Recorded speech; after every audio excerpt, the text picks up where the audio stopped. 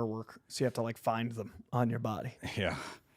And like rows are good. I love like a bar row. I love like a bent over like dumbbell row and like hyper extend, like almost like a crab shell. Yeah, I'm doing back day like twice a week now. Can you swim? Are we live? We are about to go live on YouTube. I just got the signal. Oh, really? Can I swim? Yeah. I know how to swim. Swimming is like really good for your lats because it's like a full body. Like especially if you're like, I want the wings. that's like Jason Statham's got wings because of swimming. Yeah. Like that dude's got a tortoise shell because of like swimming. I can't swim. So I don't have that. Oh, you don't know how I to don't swim? Like I like doggy paddling's hard for me. I sink. Really? Like I will you don't die know how one to day swim? drowning. Yeah. Yeah, I can't swim. So like dangerous. Wow. Yeah. I didn't know fun that. koi fact. Can't swim. Very interesting thing living Do you near get the like ocean. two in your head when you try, or when someone tries to teach you? I can't like get my body to float without panicking, and then like I get really tired because all I can do is like little motions like doggy paddle. Yeah. So it's like not efficient. I don't have like the efficiency or the control to float, which are two key factors in swimming. That's wild. Like I can go underwater and like push myself a couple, but then I have to come up for air, so it's not effective. John, I know you like keeping the peace. Are we live? You are live. Oh, we're Okay, live all with right. Swim Talk here at Real Rejects. You could always feel free to interrupt next time and be like, hey, just so you know, you're revealing your biggest secrets. Online. I'm sorry. Now the world knows, Do not John. be sorry, John. I thought it was apparent when I said I'm hitting go live on YouTube. You know, he might have a point. They won't cast me on Waterworld 2 now. You know, John, you might be correct. My Aquaman 3 chances are gone. I thought this was a good slice of life. Yeah. I'll never be People want Namor. to know about who you are underneath it all, under the surface. It's true. We of need to the be water. relatable. Yeah, we don't talk about ourselves enough. We lack relatability. We should make sure no one knows anything about movie news just about us. What is going on there, citizens of the Reject Nation? We have a lot to talk about today. I was reflecting on the car ride over of like, I've been feeling really good about comic book properties lately. When we look at the week that we had, Fantastic Four digital release, Gen V, Yep. Marvel Zombies, while low on the critic score, audiences are responding really strong to it. You can even tell by our view count Yeah. on the reaction. I noticed that. I look at that of how the audience is responding to looking at people's experience. I was genuinely surprised by how well it's doing in terms of our video. Yeah. Because I didn't know at all how people would respond. Like we covered it, we shot it before any reviews were out or Right. anyone's opinion was out. So we had no idea what people thought. Which I love. The vacuum Yeah. of like our actual experience before it's like, well, I got this. Oh, I hear this. It's so nice to have that little void. Yeah. So because I really loved it. said void. The void. I really loved it. And I don't know if, that came across to the audience, but I was hoping this would be the response. And I'm really glad it is. Yeah, I'm really happy about that. It's cool to see. And then, of course, we got Peacemaker. Yeah. Season 2 with a big reveal in there. And James Gunn's Brainiac what seems like a confirmation of Brainiac, essentially. Seems like it's a lot of brains in that image. I think we're at a point right now where I feel like whatever we were talking about with fatigue, Yeah. this week seems to be the exact opposite of that. And it's a random week in September. Like this isn't Comic-Con. This feels like a Comic-Con news week. Yeah, like really. The volume of stuff we're going to discuss feels like it's either D23, Comic-Con, Fandom. Like it feels like a glut of news, but it's September 26th. Yeah. Okay, so if you haven't seen the title of the video, we're going to talk about how this hair and makeup person from Avengers Doomsday posted a photo on their Instagram story of like, it was like a promotional gift bag or something. Yeah, you get like wrap gifts, and like it seems to be some unofficial official arts from a wrap gift. Yeah, which shows like new types of suits, which Yeah. is pretty crazy. And then we're going to talk, we will dock spoilers of Peacemaker Season 2, but we will give a heads up when we are doing that. Spider-Man Brand New Day, it's got an official villain. I wanted to also briefly touch on Denis Villeneuve's Bond. Because there's been some information coming out about it, and I thought it was really interesting stuff. But I think we're also going to talk a little bit more to the bigger picture about leaks and rumors, some side tangent conversations. Please, if you are here, leave a like on this video. And thank you to everyone who does contribute to our Streamlabs and Super Chats. We do not end a stream until we go through every last one of them. I repeat, we do not end a stream until we go through every single one of them. Thank you guys for your support there. So how this works, if this is your first time here, we go live every Friday at 12 p.m. I can now confidently say that since now it's a few weeks in a row. And once I felt good about laying that down, I suddenly lost my train of thought. I feel confident about noon on Friday and nothing else. Nothing else. We go live, and what we do is we go through what we want to discuss first, which I'm sure this is what a lot of you want us to hear about. And then afterwards, we go to the open Q&A. So thank you guys for being here. Interact with yourselves in the chat, and we will be checking in with the chat as well. Now, before we go into anything, our editing team, Praper, yes, mailed me a gift. Oh, how kind! And I opened it, and I was like, "Who sent this?" I didn't even know. I was like, "This must be for me," based off what the products are. I see them. So, those John, are very. Do you mind handing those over to me really quick? I really want to shout them out. It's really kind that because they're in India, and the fact that they would mail this over, that the shipping cost is probably more than what the item is. Very kind. What a quest. Yeah, exactly. All right, so check it out. We got a Chandler Bing pop figure. Adorable. Chandler Bing, one of my all-time favorite characters, and easily a person who I credit the only fictional character I credit for saving my life in a lot of ways when I was a child, for finding a way to express myself, and someone who I identify with simultaneously. It's all Friends memorabilia. I got this Friends planner book, which I haven't opened yet, which I'm excited to look at. I don't even know what's in here. What is this? Wireless TV show? It's drugs. Drugs? Yeah, open it live. About time we get some drugs. What? Oh my God, is it a little... Does it pop open? I'm scared. What a random cool gift. I don't know if it pops open or if it Just just not. plays. Oh my God. It's a music box. Oh no, it opens and says, "I'll be there for Oh, you." that's really. I thought the tune was that, but then the speed changed. Yeah. And then this bad boy, which one day I think we should do a video. That'll be I hours. suck at building That'll be Legos. hours. I suck at building Legos. So it would be fun if we built this together. We should build it while Friends is on.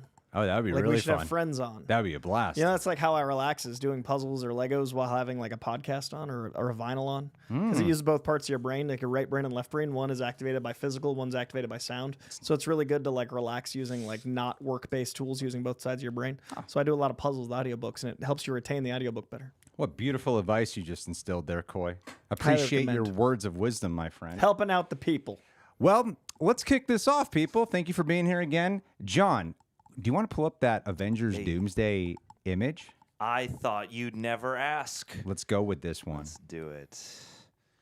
This is crazy that this got out there. What's crazy to me is that it's out there officially not struck. Yeah. That's the beat for me. Right. Well, we were talking beforehand. There was a couple of leaks that did happen, which seemed like very real photos. People often argue, like, is this AI? Is this not AI? When it comes to, I'm not talking about these images that are on screen right now. I haven't seen the images you're talking so I'm not even going to tell you what's Please in don't. the image. Okay. But there was a time when those images went out, no matter what social media platform, and Marvel would strike them down. And if other press outlets reported on them, Marvel would strike them down. Yeah. And to our bigger conversation with Spider-Man Brand New Day, where we were discussing how this is the opposite of what No Way Home was in terms of secrecy. They're letting the public more in on the experience and letting the reveals go out there. I think Marvel is leaning into that now, allowing leaks or whatever, or a crew member posting something prematurely to just remain, because it's helping to. They're trying to regenerate the Marvel hype. I don't know if it's working, because I don't feel like this stuff is. There was a time where this image that we're looking at, it would be a wild storm on YouTube. It would be a wild storm on Twitter. So it's not really like spreading like crazy, but I do like what I'm seeing. I will say. Yeah. I got a few ideas or points. Please. One, I completely agree that the tone has changed, but speaking to your point, opening today's episode, I think it's the volume of stuff. Like, we listed 10 things that are happening today with comic book news. So I think this is a big deal. But when you look at the scope of the Peacemaker reveal and the Brand New Day photos and the Brand New Day villain reveal, like all that stuff, this is very exciting, but it's not, oh my God, I can't believe blank is in this movie anymore, because we've had 40 Marvel properties at this point. So it doesn't have that same, like, they're doing it, like they've done it. Yeah. So I think it is an interesting way to drum up hype in a way that is low cost / free. I don't know those images because I try to avoid rumors as best I can, but I love about, you mentioned No Way Home versus Brand New Day. No Way Home was a closed set. Brand New Day was an on-location set. Brand New Day let photographers come shoot, but when there were story elements, they closed the set. So there were days we did not see from Galway that were down the same street we saw all those amazing images in. So I think it's interesting that they do seem to be letting things out, but keeping it controlled to a point. So this, to me, and the reason I wanted to talk about it is this versus those images that I haven't seen feels like we know 80% of this already. And this is an official piece of merch from the set. Now, that doesn't mean it was ever meant for the public, but the fact that they didn't stop it from going to the public doesn't give us a lot of information, but it does cause that, like, oh, I'm a little more excited. And there were no leaks from the Doomsday set. Zero. So this, to me, is the equivalent of, like, well, let's give them a taste. Let's not take it down. I don't know if an official person approved it, but a lot of official people approved it being up. Yeah. So that, to me, is like, it's not like a scooper, like getting an image off a hard drive and comparing, dick shading. Like, that's not going to be approved, but this is going to be a way to have, I thought you couldn't say the C word. Is it 80? The original version of this was actually just a bunch of crotch bulges. I heard John make a sound. Do you have to edit that? I was so careful with my word. I think you can get it. Network TV allows you to say it. That's so what we'll I see. thought. I even paused. I was like, which word can I use for John so he doesn't have to edit me while people understand the reference I'm making? A male bulge is something that was compared with a leak that was like taken off a hard drive. This wasn't. And I think that's the line that we're walking, right? Like, this isn't a leaker ruining a surprise. This is a crew member being proud of their work. Yeah. And I think that's the line that I think Marvel is walking. It's very interesting. That is a very new line. It is very new. The person who posted it then set their account to private. Didn't know that. They set their account to private. Right. But to my understanding, they're not, like, I don't think they're fired or anything like that.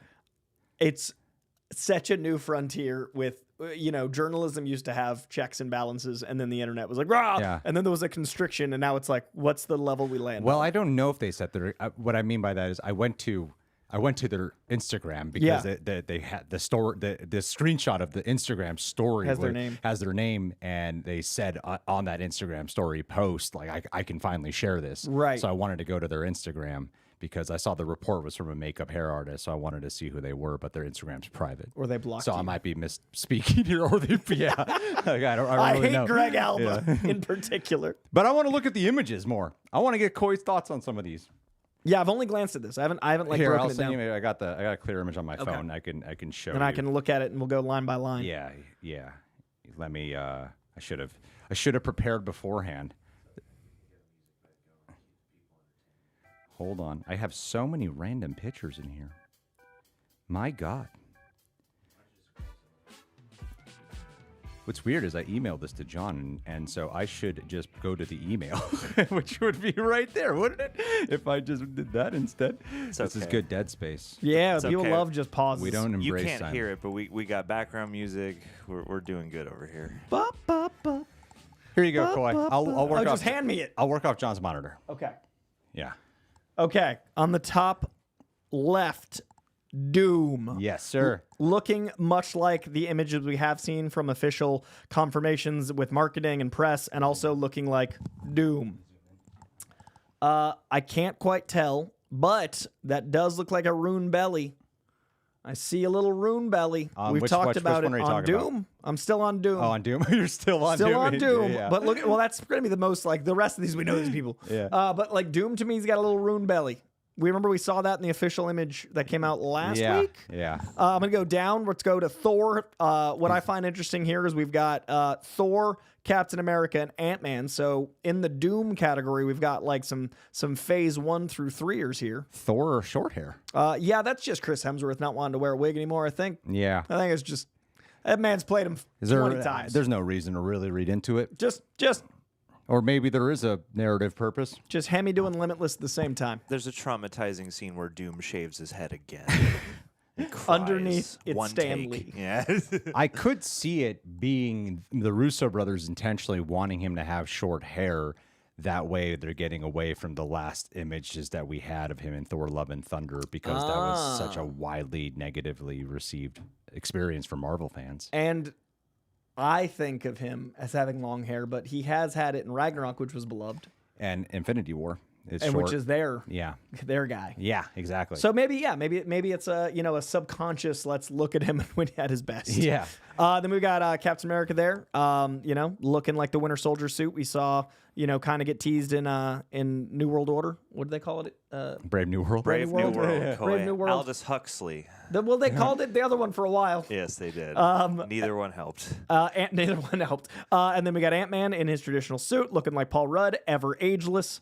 I do like the little lab coat nod. I mean, it's a white jacket, but it makes me think lab coat on Reed there. And then we got new suits on Sue and Ben. Looks like it's a blend between like a comic accurate suit, the one we saw in obviously the movie, and then there's also a chance that this is not exactly what they're wearing. Oh yeah, this could be pre-viz imagery that a lot of time it's tribute because they made this probably 6 months before. It's probably from the pre-viz. Yeah. And then we got Johnny Storm for some reason looking 12. Looking like is that Franklin? Joffrey Baratheon. Yeah, is that Franklin? It could be. I was wondering that. That'd be weird if they're all stacked together and one is. But why is Joseph Quinn 12? I don't know. Look like a lab. Could be the angle. All right. Well, yeah. Either Franklin or Johnny right there, looking fly. But even his shoulders are so narrow. What's happening? All right. Let's go up to Sebastian Stan. What I find interesting about this image and why I think this is based off previs, that hair looks like the Thunderbolts hair, not like his post-credit scene hair. Yeah. Where he had that luscious Vidal Sassoon. Yeah. But the Russo brothers shot that Thunderbolts one. Right, themselves. So to me, if he's going to look any sort of way, it's going to be Michael Bay up. Yeah. Then we've got, obviously, Shuri as Black Panther, looking like she's rocking the Wakandan armor there. We've got, which we've seen a little bit of, but we only saw in like the last act of Wakanda Forever. So I'm excited to see more Shuri. We've got Shang-Chi, who I think is probably the most anticipated comeback because we got him for one movie. I remember the pop in, Zombies was huge because we were like, oh, right, we love him. So he's your most anticipated? I think he's the most. You think for like general audiences? Because I think out of phase 4, that's the one people are like, I want more of him. And he was also, I think the original plan for the trilogy was going to be Shang-Chi into Kang Dynasty into Avengers. Like that was going to be the arc. And that's why I think Daniel Dester Cretton was directing it. I think it was going to be a very Shang-Chi Avengers film. So I'm wondering how they navigate that with Simu. Well, yeah, the 10 rings seemed like they were going to be a very significant part of the plot. Yeah, and that I think they were tying to Kang, and I think they got. So I think the original idea was a much bigger Shang-Chi arc. So I'm hoping he gets to at least be something predominant here. Yeah. So I would say he's going to be the biggest draw from phase 4. I feel like the attention is going to go to the Fantastic Four more.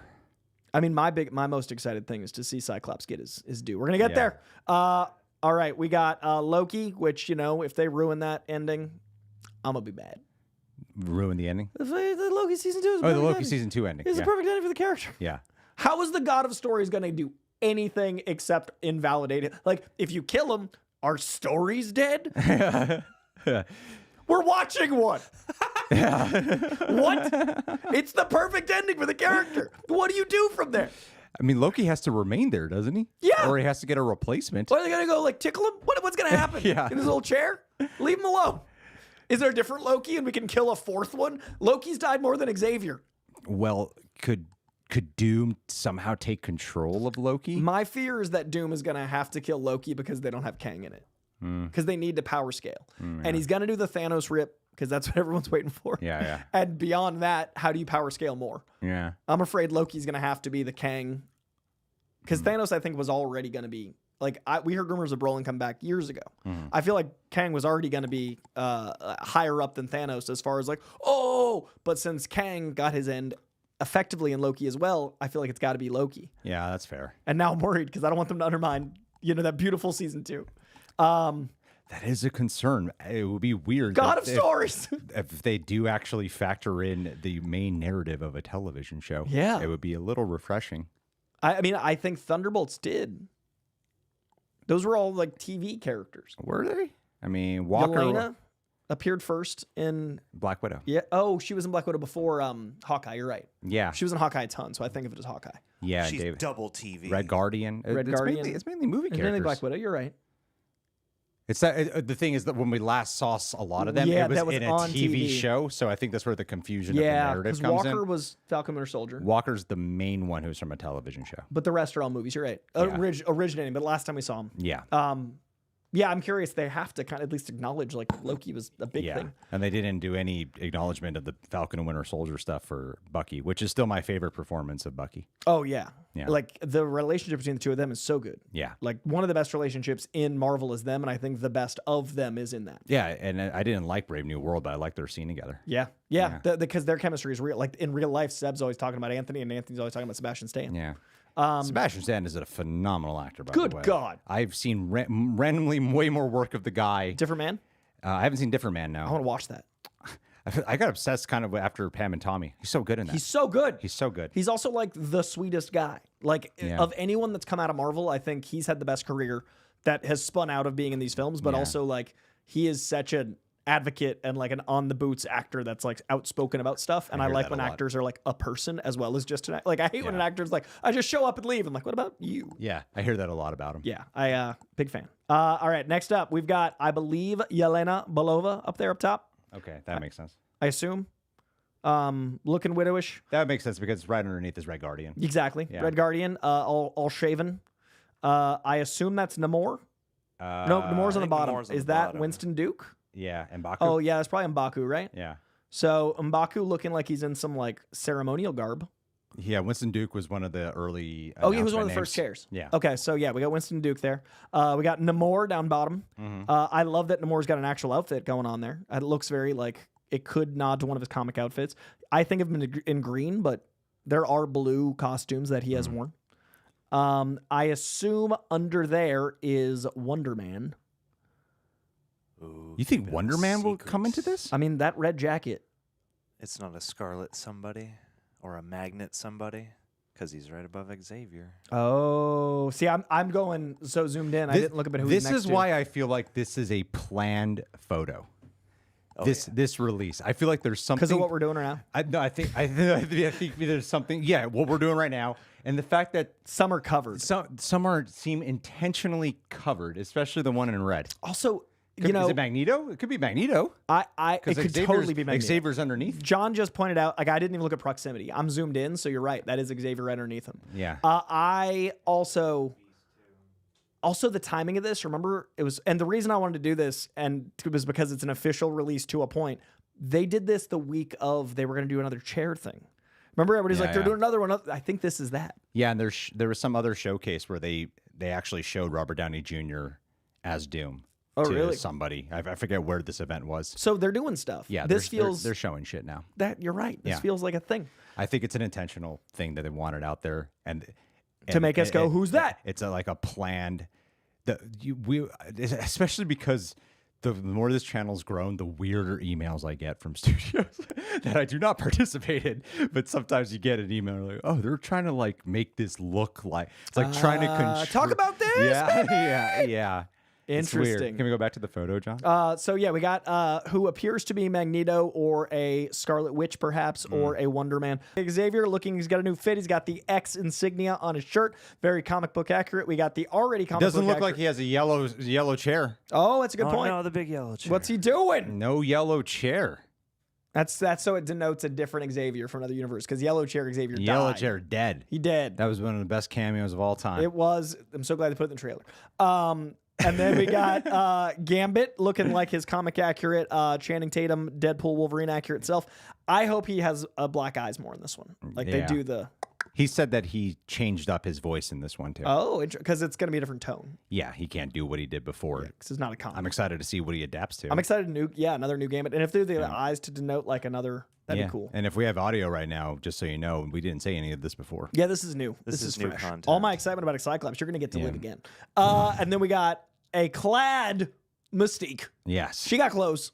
They gave her clothes. They put her in the white fit, comic accurate, but not Bryan Singer X-Men accurate. Rebecca Romijn. I know. I agree. We lost her Stamoses. She got divorced, so now she's Rebecca Romijn. But she's yeah, a Jerry O'Connell now. Is she? Yeah. Good for them. Yeah. Oh, that's a cute couple. Yeah. Oh, all right. This was all worth it so I can learn that. All right. We got Beast, who we know Kelsey Grammer's coming back. This is my most anticipated right here by far. Cyclops has never been James Marsden comic accurate. There's one scene with Ty Sheridan getting the comic accurate-ish suit, but it's all of them comic accurate, and then they cut, and it's the end of the movie, and then the next movie they're just in the tactical suits again. Hate that. So my most anticipated thing is seeing James Marsden get his due and be in a comic accurate Jim Lee looking fit. That makes me so happy. We also get a new suit on Nightcrawler, who's got a beautiful, Shoney's big boy hair going. Got a lot going on with that embroidered hair there. And then it is more comic accurate than what he looked like in X-Men 2. Yeah. But all things considered, X-Men 2, he was pretty comic accurate. I mean, they added like skin texture and backstory, which I thought was actually it added to the character. Yeah, he was great. I'm very curious, like what they do to bring those worlds together. Not really going to be a character. Alan Cumming was out speaking recently, and he said, we eventually got a script. Yeah. Shit like that worries me. I've been worried, Greg. Honestly, I'm actually surprised at how early they wrapped. They wrapped this week. Well, this is a wrap party gift. They're going to do reshoots forever. I'm going to get called a hater. I think this is a wrap party to show confidence in the movie, and their additional photography is going to be like 3 months long. Oh, yeah. It's not going to be like an additional photography. It's going to be like, we wrapped! Okay, we're back. Let's shoot a movie. A lot of directors say the real draft comes in the editing or something. They're going to make this movie, and they're going to find what they need. Usually it's, that's like a thing you say. Yeah. This is a case where it's really made in the editing room. And now additional photography is normal, especially with Marvel. I think this is going to be an exceptional amount of it. Oh, yeah. That's the difference. Is I think this is a wrap, Yeah. but I think it's going to be another movie they shoot. Crazy stuff. What else we got? We got John Walker down there. And he looks the same as Thunderbolts. And this one, I think that's Hannah John Kamen. It could be Haley Steinfeld. She was announced, though. But I think it's Hannah John Kamen. None of these people are new. Yeah, so that makes me think it's Steinfeld- someone we know. Haley Steinfeld was not announced. And that makes me think it's someone we know, which is Hannah John Kamen, who I think stole a lot of Thunderbolts and really established how great of an actor she is and how cool Ghost is. I think she was one of the big like sleeper characters. Where it's like, why is Ghost in Thunderbolts? She proved why. I want more time with her. She's a really cool character. She had a cool fight with Blade Knight. Yes. And Marvel Zombies. That was awesome. Yeah. Yeah, it was really cool. So Ghost is cool. We got Falcon with a slightly new looking suit there. I assume we're going to have that moving and grooving. We got Sentry looking very Sentry, but that also means he does come back as Sentry, not just Bob, which we all assume, but it's cool to see. And then Valeria or Franklin with a bob. I don't believe it's Valeria because Valeria would be a little too much of a sell. Think about it, man. They got to tell all this story. Yeah. This is an exciting image of all these characters, but they got to tell this story of everyone, and it'd be a lot to have a second kid. It would way too convoluted if you bring in Valeria. It looks like a little girl. So Valeria, for you guys who don't know, is Reed and Sue's second child. Goddaughter of Doom. Becomes a very significant character where Doom and her really get along throughout the many years she's around. So it would be cool to get her, but I think that would be further on into the saga of Fantastic Four. Second steps. Second steps, baby. It's coming. That's the kid taking second steps. Yeah, I mean, I am very excited by this image. I do think it was officially, unofficially released, and I'm very intrigued by the one person that's covered because it seems very like, why?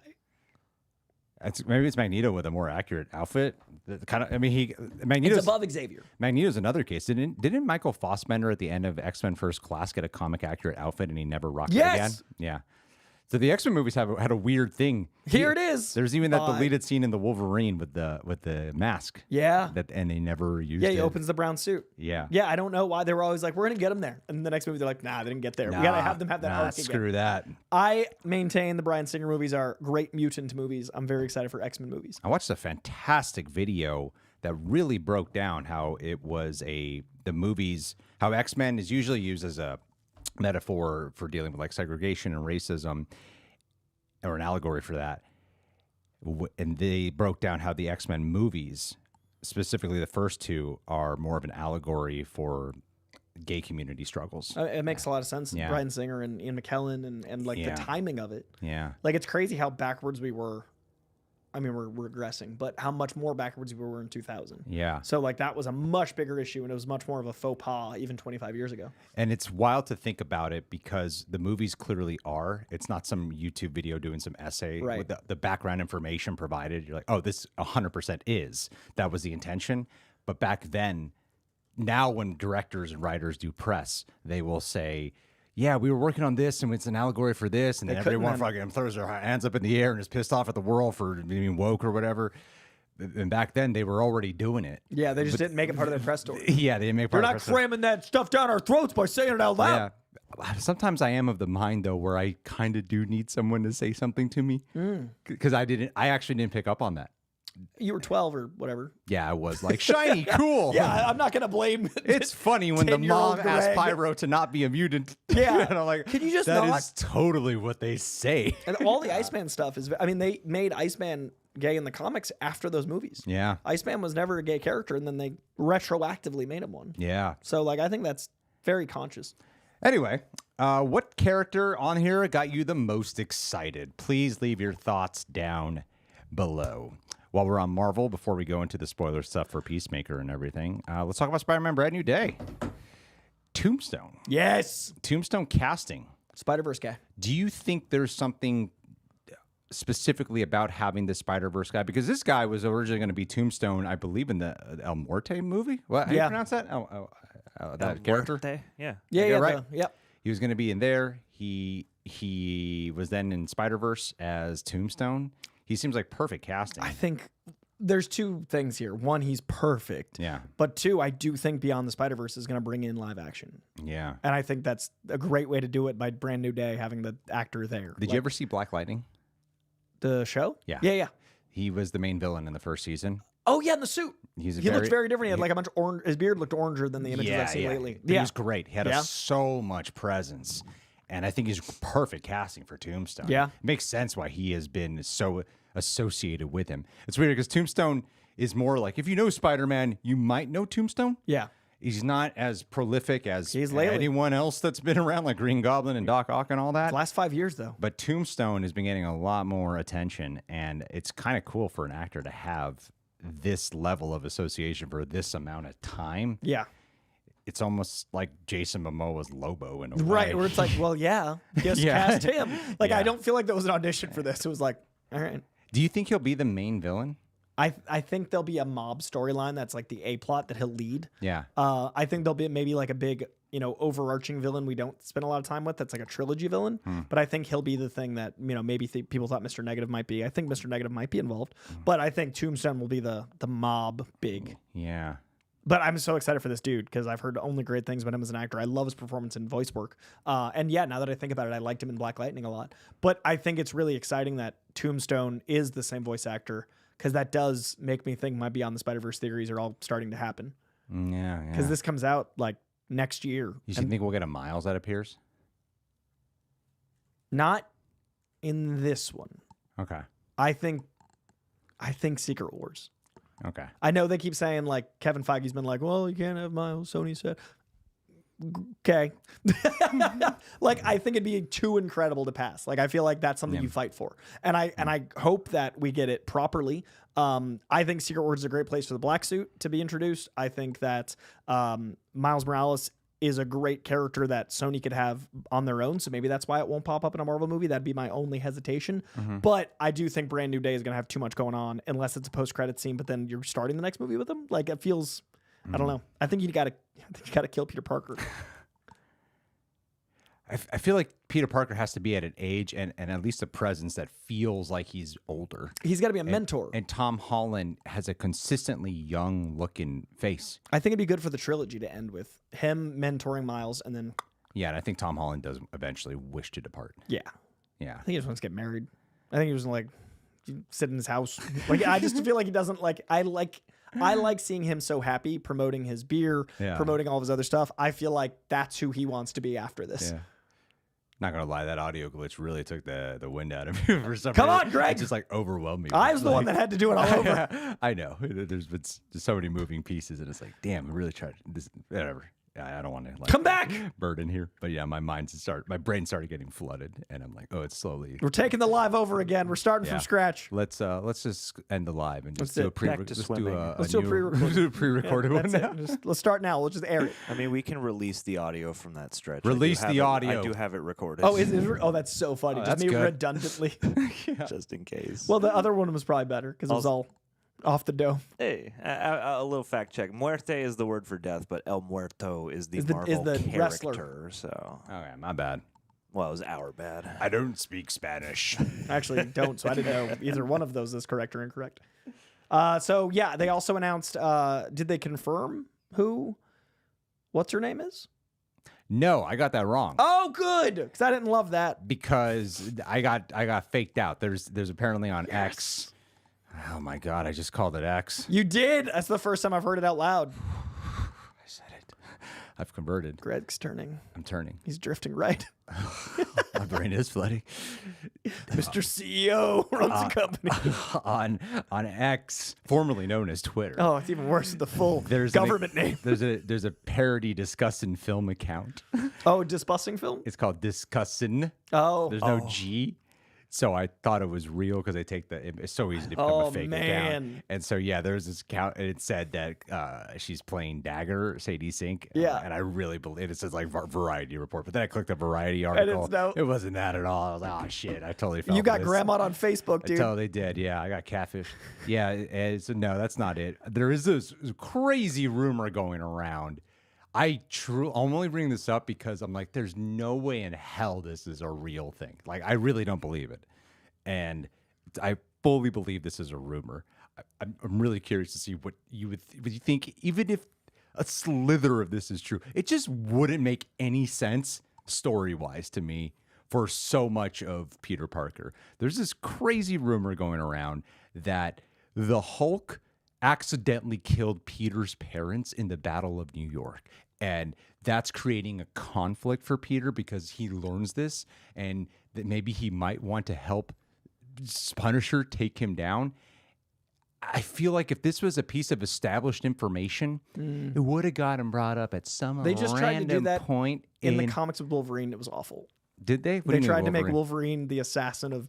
So in continuity, as Peter Parker's family had to get more important over the 6 years of his lore, they made May and Peter Parker like senior like spies, S.H.I.E.L.D. agents. Yeah. And so in the current run that just ended of Spider-Man Wolverine by Carrie Andrews, Wolverine, while he was with Weapon X, was brainwashed into killing his parents. And like the whole run is them being like, I hate you. And Spider-Man beating him up. He's like, but I can't kill you. And then a little bit more footage will come out and be like, maybe it's not true. And then Peter Parker's sister, which is a dumb character, like why did Peter Parker's sister comes in and she's like an assassin. And she like tries to kill Wolverine. And Spider-Man's like, no, he can't kill him, but he killed our parents. Is dumb, Greg. I'm not going to lie, dude. The way you said that made me go, I want to read this. This sounds like failed. This guy's trying to tell me this sounds awful. It's so bad. And I'm gonna imagine. And I'm here going, I don't know. This sounds like an exciting read. Actually, I wouldn't take it as canon. On shelves right now. Is the Spider-Man idea Wolverine? Is this idea that this is a new canon for Spider-Man? It wraps up in a way that is comfortable as an Elseworld. Yeah, this sounds like a complete Elseworld. It's weird as hell. The art's great. Carrie Andrews is a great artist. It's very stylized, very manga inspired. But you don't like the story? I think it's that story sounds so fun to me. Spider-Man Wolverine 1 through 5 on shelves now. I gladly accept that way more than Hulk in New York. Than random Mark Ruffalo Hulk in New York accidentally killing the parents. No, I just don't buy it. Yeah, I don't love it. I hope not. That wouldn't. I think that has to get brought up that would have had to have gotten brought up. He killed a lot of some people, point. though. He keeps wanting to be an Avenger. one of the main Avengers is the fucking Hulk. But he wouldn't have known all the bodies. He killed a lot of people. He did. He didn't go check. It's a possibility he did. Of course, it could be a possibility. Yeah, I don't like that. But I don't I'm not think that's defending the it case. I don't think. I think that would have if you can't just make that shit up for Spider-Man Brand New Day and then go back and watch the other ones, be like, it's kind of weird. This guy really wants to be an Avenger. One of those bodies. This guy would be more. He'd be more Zemo-like then. Yeah, if he knew that a Hulk killed his family, and now I realize I'm mad at you. Yeah, I don't think that'd be late information he learns. No. Unless it was like he thought the Chitauri were responsible for their deaths. I guess we haven't talked about how his parents died, but that'd be dumb. Yeah, we haven't talked about Uncle Ben either. Yeah. Anyway. I don't like this. I don't like it at all. I think it's a silly, stupid rumor. I think it's like when I heard Punisher was going to be in it as a rumor. Yeah. That sounded completely fathomable. Right. When I heard Hulk was going to be in it as a rumor, that sounded completely fathomable. No, that's silly. Yeah, I'm not buying that. That's stupid. And the rest sounds so good. It's not like the movie doesn't sound great and they're adding another dumb thing to like it. This thing seems to be perfect. Yeah. I don't think that fits this world. That's the issue Spider-Man 3 ran into. Right. Actually, it wasn't this guy who killed your uncle. It was this guy who killed your uncle. Yeah. And like the parents coming back from the grave in Amazing Spider-Man 2. Like, what? Yeah. No, leave the parents out of this. Anyway, let him be an orphan. Spider-Man Brand New Day. Do you think the Hulk is a murderer? He is, but not of the parents of your parents. Comment below. Was there someone else that got confirmed? I feel like I wrote down a note of who else is in the villains of Spider-Man. Was there another villain confirmed?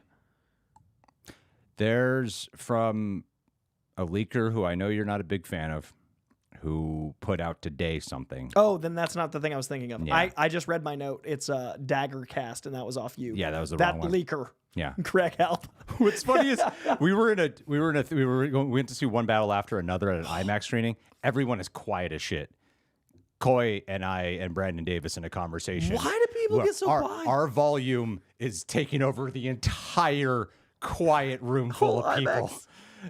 Because there's no previews, there's no music. Why was someone talking? It's just us three talking about how I bring this up, and Coy's like, "Why do they keep making redheads the blonde characters?" He's like complaining about this. We're so loud in the theater, and there's like 50 people who are probably like, "Oh wow, it was 86 playing Dagger." Now it's everywhere because it's all press in that room. Like that was the exact room to make a rumor reel in. Everyone was just so we were the only ones talking. I was like, I don't like that idea very much. Oh, that's funny. At a Disney. No, I said it was Warner Brothers. Okay. One Battle After Another is definitely my top 3. Oh, it's my top 3 as well. I think it's my number 2. What's your number 1? Superman. Superman's probably like my 5. I just watched Superman 4 times. I haven't watched a movie 4 times in like a decade. Because of the quantity amounts that you've watched it, you would quantify. No, because I wanted to see it every time. Like it means I like it enough that I kept being like, I want more of this food. I like it by volume. 8 hours means volume. I like it most. No, I said every time I was excited to watch it, and I haven't felt like that about a movie in a long time. I don't rewatch movies a lot, even comedies. So like the fact that I've seen it 4 times in a year is crazy. Comedy is the least I rewatch. Yeah, I don't usually find things stop being funny after a certain point. Okay, I know the joke. Yeah, but a lot of people are like, "What's your comfort movie?" Then it's like Anchorman or something, and I wish I had that. When like, I was 15, I watched Anchorman all the time. Oh yeah, that was like our culture. I was like, wow. Millennial culture was quoting Anchorman because we didn't have the internet yet. Yeah. Oh, Anchorman was the shit. Let me memorize Anchorman so I have a personality. Well, back when you were confined to your DVD collection. Yeah. Like that, and that's how you developed. Like, what's your sense of humor? Quoting Anchorman. Yeah. But I find that most people have comedies on repeat, and I don't. And like Superman, I was surprised I wanted to watch it as many times as I did. I think in my top 10 for sure, in terms of new releases, Eddington is my number 1. I know that is. I'm probably the only one. I'm so excited to see it because of who you. will say that. For some, I can also acknowledge that it is not like there's like flaws in the way it's executed, like pacing wise, editing wise, or some weird shit. But man, it did strike a chord with me. Like I think One Battle After Another is just shot better and everything. Like there's so much other things that I'm like, no, this movie definitely did a lot of things better. Like I wouldn't be able to win a movie fights argument with Eddington other than it just really stuck with me, man. Yeah. Eddington, Sinners, Weapons, One Battle After Another, Superman, and I would put Fantastic Four in my top 10. Oh, it's in my 10. 4 is in my 10. I'm gonna go Superman, One Battle After Another. Was Thunderbolts this year? Yeah. Thunderbolts. That's in my 10 as well. I love Thunderbolts. I thought Thunderbolts was last year for some No, reason. it's Now, this year. Thunderbolts I like more than Fantastic Four. It kicked off the summer. Oh my god, I totally forgot about that. Was Yeah. it like May? Novocaine still in my top 5. I love Novocaine. That was fun. Ballerina's in my top 10. Oh, okay, Loved cool. Ballerina. Fantastic Four, Thunderbolts, Sinners. 28 years. 28 years, 100%. That's higher than a lot of these. 28 years, probably my top 5. Okay. How to Train Your Dragon. Oh really? I got a lot out of that. Really? I Okay. loved How to Train Your Dragon. What else came out this year? I feel like I have 9. I need a 10th. Captain America. Oh yeah, Brave New World. New World Order. I know what you did last summer, 2025. Oh god, it was fun, but never. Karate Kid Legends. I haven't seen Half a it. good movie. Minecraft movie. I haven't Gun. seen it. Naked Gun. Naked Gun would be in Gun my is top 10. great. Naked Gun would Oh, definitely be my top 10. my weird sleeper? I loved Materialist so much. I've been meaning to I loved Materialist. rent it on Prime Video. Naked Gun's in my top 10 somewhere. But Materialist I liked so much that I canceled my night plans so Anya and I could go out and have like a date night to talk. Yeah. And it was a good talk. Like it wasn't like we had to talk, but it inspired so much relationship concepts and like it enhanced our wedding and our marriage. Like it's so good. And it's Really? so well thought out, so well paced. It subverts expectations when it needs to, but it also like follows the tropes when you want it to. Like it does just enough that you're like, oh, tickled. This It's is the so good. Pedro Pascal, Chris Evans Yeah. movie. And it's not a rom-com as advertised. It's a rom-dram. And it's like really good. All right. There's some comedy, but like it's so good. So yeah, Materialist in my 10. I want to watch it. Yeah, Naked Gun's in there too. But yeah, good year. Not a great year, but a good year so far. What's your favorite movie of the year? Chat. Comment below. And if you're on playback, comment it randomly. Our last live stream of the year we should do. We should Like- do it- like our let's do December a one. ranking. I'm Yeah. put my headphones on finally. All right. Oh man, so many people shouting out movies in the chat. Hell yeah, engagement. Okay. Are there anything we missed? Now, if you Anything haven't, egregious? no. Now, if you haven't seen Peacemaker season 2, if you haven't seen the latest episode, we're gonna go into spoilers now. Okay. So We gave you an I'm hour. going to count down from 10 to let you know.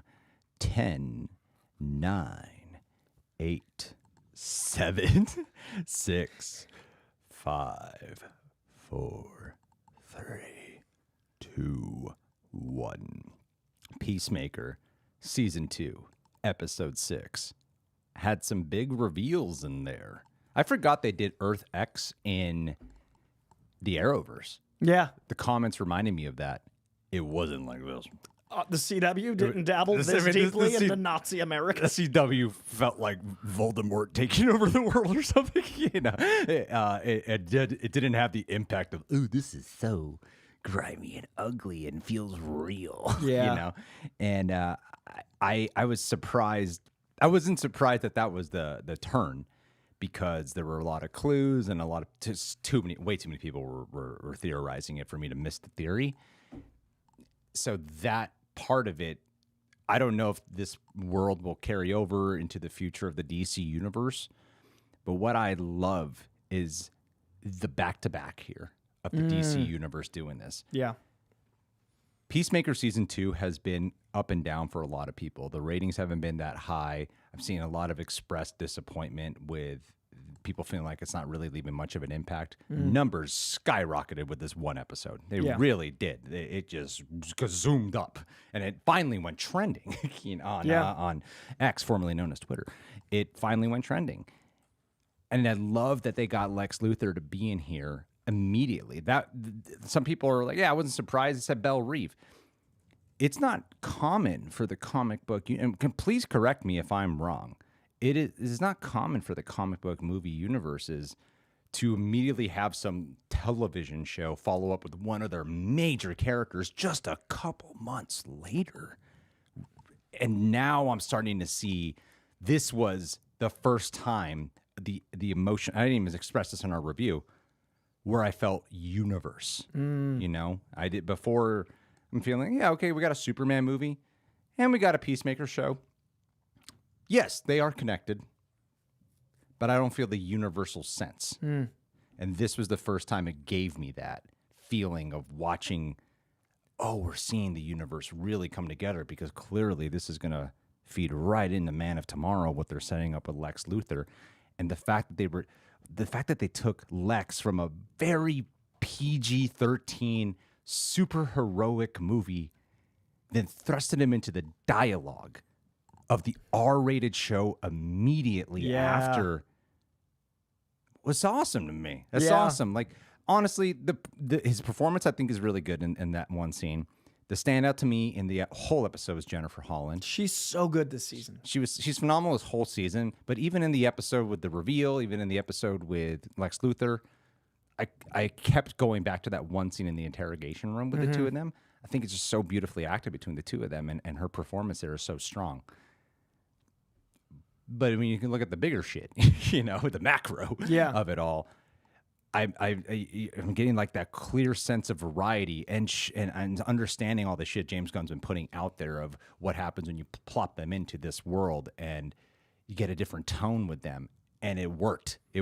Lex completely works in Superman, and he completely works in the Peacemaker world as well. The adaptability of it, the fluidity, like water, was awesome to me. How are you feeling about the way this is all unfolding? It makes me so much more excited for the DCU, and Superman's my #1 movie of the year. I was already excited for this universe, but as soon as you see Lex swear and fit this world, the griminess, the different conversation he has with the same character he had in Superman. Like, he has conversations with Rick Flag, but it's in a setting of like a boardroom. He's in control. He's in power. Once he's in Peacemaker, he's in prison. He's broken. He's still, healing from crypto. I love that all of that is still the character. But when you read a Batman comic, it's a different tone than a Justice League comic. We're getting proof of that here immediately. And like you said, 2 months later, one of the leads of a movie on a show, that shows confidence. It also shows, you mentioned that episode 6, all the viewership spiked. I hope that also shows confidence in James Gunn getting to do things his way and slower burn first 5 episodes, crazy, and it worked. Yeah. Like, I guarantee people are going back and watching 1 through 5. It's the franchise thing. Like, the franchise math on a movie is different than a single movie. We talked about Mission Impossible, I think it was, where, the 7th installment of Mission Impossible is going to make 1 through 6 go up on rewatches. Yeah. So your movie math is different on an 8th installment. It has to make plenty of money, but it does get buoyed by the other ones. I hope that's the same with TV, where it's like, hey, this is the episode that popped. People are going back to see how we got here, because that means you can do bolder things in shows. And that, to me, is a good sign for the future of the DCU with Lanterns, with whatever shows after that. It shows people do show up when it's a big event. And I think that's the power of weekly TV. I'm so sick of the binge model. It isn't effective. Yeah. So this wouldn't have been interesting if it wasn't 6 weeks in. And what I also... It would have been interesting, but it wouldn't have been as big. To add to everything you're saying, it's a bold move to do the Earth X Nazi thing in a world where neo-Nazism has been in the news quite prevalently, or at least a conversation, and it's a big debate in the world right now, and it's often in our medium, to put it in your immediate follow-up for a television show.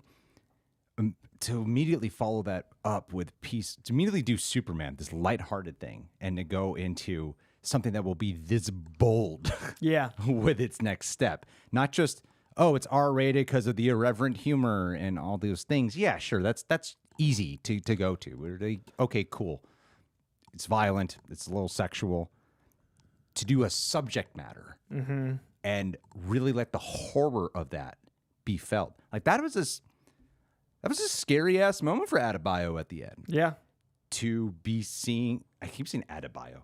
Is that right? It's Adebayo. Adebayo. It is Adebayo? D first, B second. Why does he call her abs? Ads. He does say ads? Ads. I can see... I've been hearing abs. Yeah. The B and the D sound similar sometimes, all right? Adebayo. Yeah.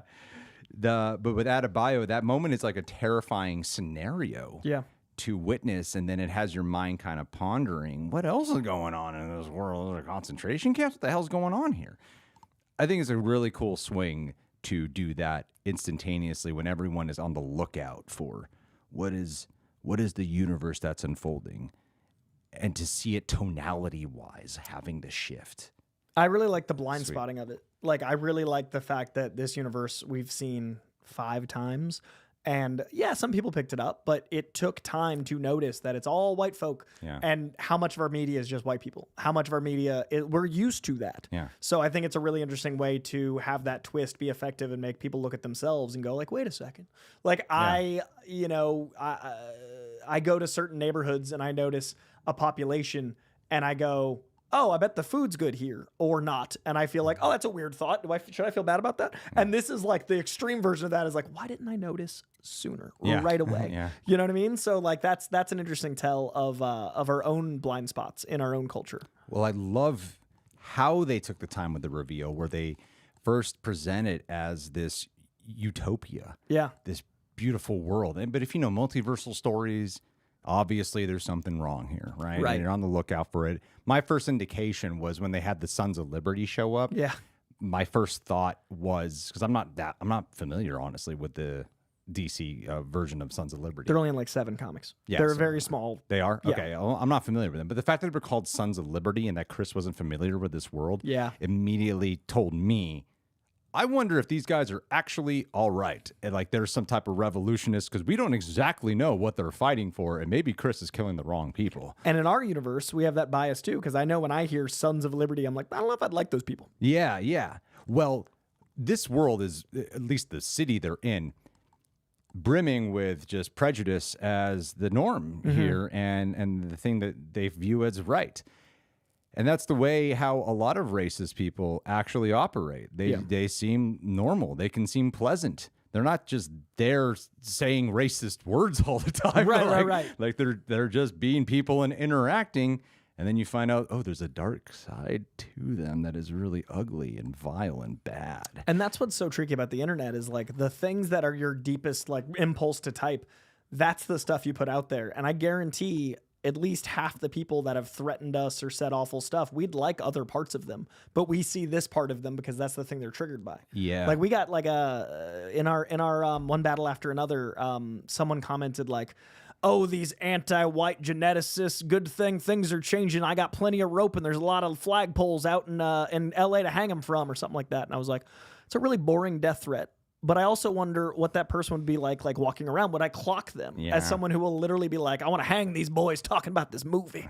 And it made me realize like, that's someone I could talk to in life and never know they're a piece of garbage. Exactly. And that is what this does so well. 99% of comments. Yeah. That's the cool part of the James Gunn side, where Superman being more in the tone that is in, they just go a little bit more over literal monkey bots. Right. And this exposes it on the other side of, those like sick, twisted people and the ones who are not in front of the media, the ones who are just in our comment boxes who say this shit, 99% of the time, they're not going to show this side of them. They're probably working at your FedEx. They're doing your accounting. They're driving your bus. Like these people are out there. They're amongst us. Yeah. And that's what's scary to me is how effective this was at showing that like Skrulls. Yeah. While also still being very comic book. Yeah. Like he did it in that way. And if you watch Superman, then you watch Peacemaker. Of course, there's similarities between James Gunn whimsies and tones that naturally come through because it's his voice. I think it's impossible, though. I think it's very objective to say he definitely has versatility. And people often say all his shit is just the same. And I think Superman and Guardians were so different. And Peacemaker's even more different than that. I think they're very different. Scooby-Doo. I think the Suicide Squad and Superman, again, of course there's going to be some similarities that show up in tonality, sometimes in the humor. However, this does not feel like Superman, Like, it doesn't feel like Superman to me. I think like I've probably watched Superman. I've watched Superman 4 times, but I've probably watched Scooby-Doo like 20 times in my life. Like Scooby-Doo is one of my favorite family movies to watch with my family. I could not mark so many parallels that it would be boring if James Gunn wrote the same. Some writers are so similar, I couldn't rewatch their movies because I had just like, why don't I watch their new thing? I think dude's super versatile, and I think that's why him being the overseer of this universe is so exciting because he's not writing everything, he's not directing everything, but his vision is going to be clear, I think, in this shared universe. It did dawn on me, though, weirdly, of something that hasn't been clicking with me this particular season. Because of that scene that was so strong with Jennifer Holland and John Cena, it highlighted to me something that I do feel is missing that season 1 provided more of, which is just damn good scene work, just damn good scenes. And I feel like that's really the thing that's being at a cost with having these short ass runtimes, actually. I agree. And I wish that was more there. Yeah. Because that's the stuff that I think is what we walk away not with information, we walk away with emotion. Sometimes we do these movies we're watching for a second time or third time that we haven't seen in years, and we don't remember plot details. We might not even remember like how it ends or something, right? But we remember how it made us feel. And we'll be surprised by the change or the same emotion. Yes. And like that's so important. Feeling is everything. That's why we watch stuff. And I think that's what we need more of. And if we're going to do the shows, like it's cool to get the world and everything. But yeah. I keep emphasizing this one scene because that is what will make everyone stick around. Or even though like the reveal is very effective. It's haunting. Yeah. When with Adebayo there. Like that's a moment I'm never going to forget having ever seen. Mm-hmm. Like I'm good. That's something that will stay in my memory. And I'll that, never forget that horror of that. That line of dialogue of like one of them got out. Like that was like, oh, like that was such a violent, simple line of dialogue. Like it's such an evil phrase. Yes. Yes. And it was so effective. Yeah. I'll remember that. I'll remember the dialogue coming out and being like, oh God, and the flip over the flag. We should probably talk about. John, do we have super chats, by the way, on that? Oh, we got a bunch. Do we really? Okay, yeah. A bunch. And you'll be happy to know, actually, that our peak concurrents have only been growing. Yeah! Oh, that's great to hear. So, yeah, we were not torpedoed by sound errors. Greg's back in the game. Thank you. Yeah. I actually had forgotten about that, and now I'm reminded, and I'm back in the Greg's past. out of the game. Now, but more people are watching and excited now. Fury. And okay, Brad Pitt, John Bernthal. Excellent. we've talked about like I like that we're talking about the themes and all the bigger picture stuff. I think we owe it to the audience now to discuss the tie-in to Man of Tomorrow. Oh yes. I'm not familiar with this prison. There's not a special prison or some shit, right? Belle Reve? No, Belle Reve, and then there's Van Cole is where he's taken to. I think that's the name of it, Van Cole. And I looked it up, and it apparently it's kind of like it's appeared in some Superman comics, but it's not a massive prison. The name triggers no bells for me. So I'm either the worst or it is a very, a named just place. Another named prison. Yeah, like, which there are. It's Arkham and Belle Reve. Right. Those are the prolific prisons. Yeah, and there's plenty of other that are mentioned throughout the comics. Been around for 80 years. But yeah, I don't know that one off the dome. This is a really weird turn that I think it's taking. Because Rick Flag, I really fucking wish though that more of. Okay, really quick. Sorry, I know I'm like zigzagging here. Let me finish one thought.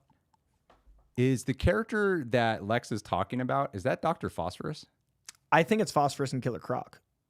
What is it? What's the exact he says, line without a bear-sized man with dragon skin? Killer Croc.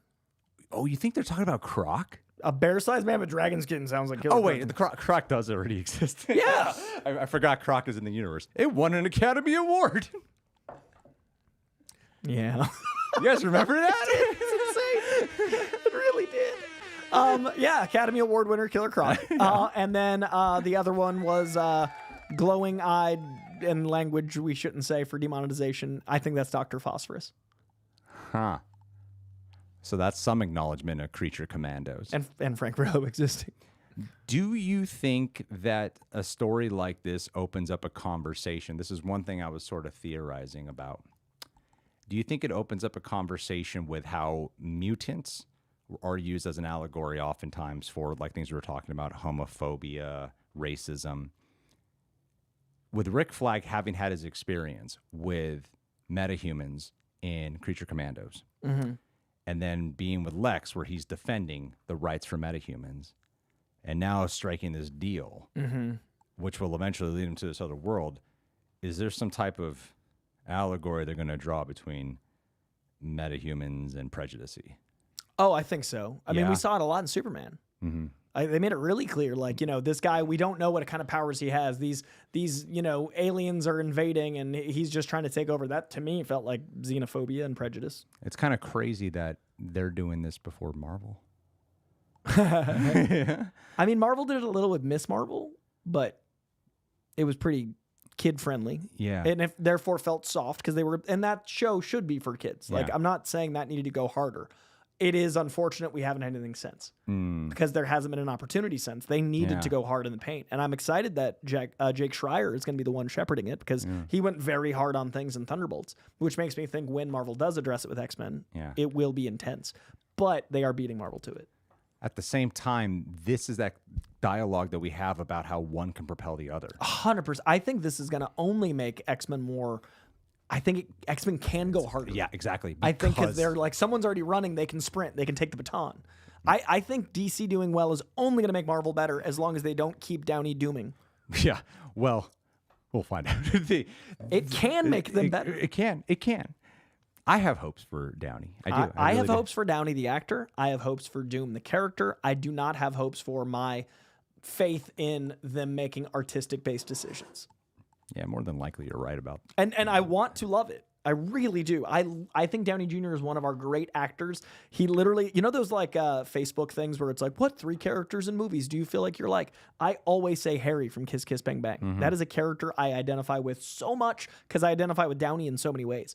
I'm Iron Man more than Cap in worldview a lot of times. But this decision feels like Downey Jr.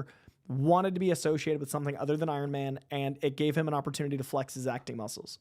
I don't even think it's about the money. I think money's great. I think, getting There's only so much money he needs. Yeah, like you can get another island, but like I think it's about the acting challenge, and I respect and adore that. What I don't love is that it's at the cost of how we perceive Doom. There's no way we can perceive Doom in any other way than like, how's Downey gonna do? I don't want to be thinking that at all. That's why it feels like a financial decision. And so as long as Marvel can get back on their feet and really start making money again, I think they'll go back to making art-based decisions. I think Kevin Feige loves X-Men more than anything. I think he's not going to make financial-based decisions with X-Men. I think they're too important to him. I think as long as they make some money with Avengers, they can go back to being bold. Yeah. I do worry about the Avengers being the cost of that boldness. Well, I think Kevin Feige is an individual who will be smart about taking the lessons from DC. A lot of studios take the wrong lessons. A lot of studios go, let's just do exactly that, but faster. Feige, on the other hand, he'll be able to, like what we're talking about with pushing the envelope with these allegories and how much more raw can you get about how it's going to go down.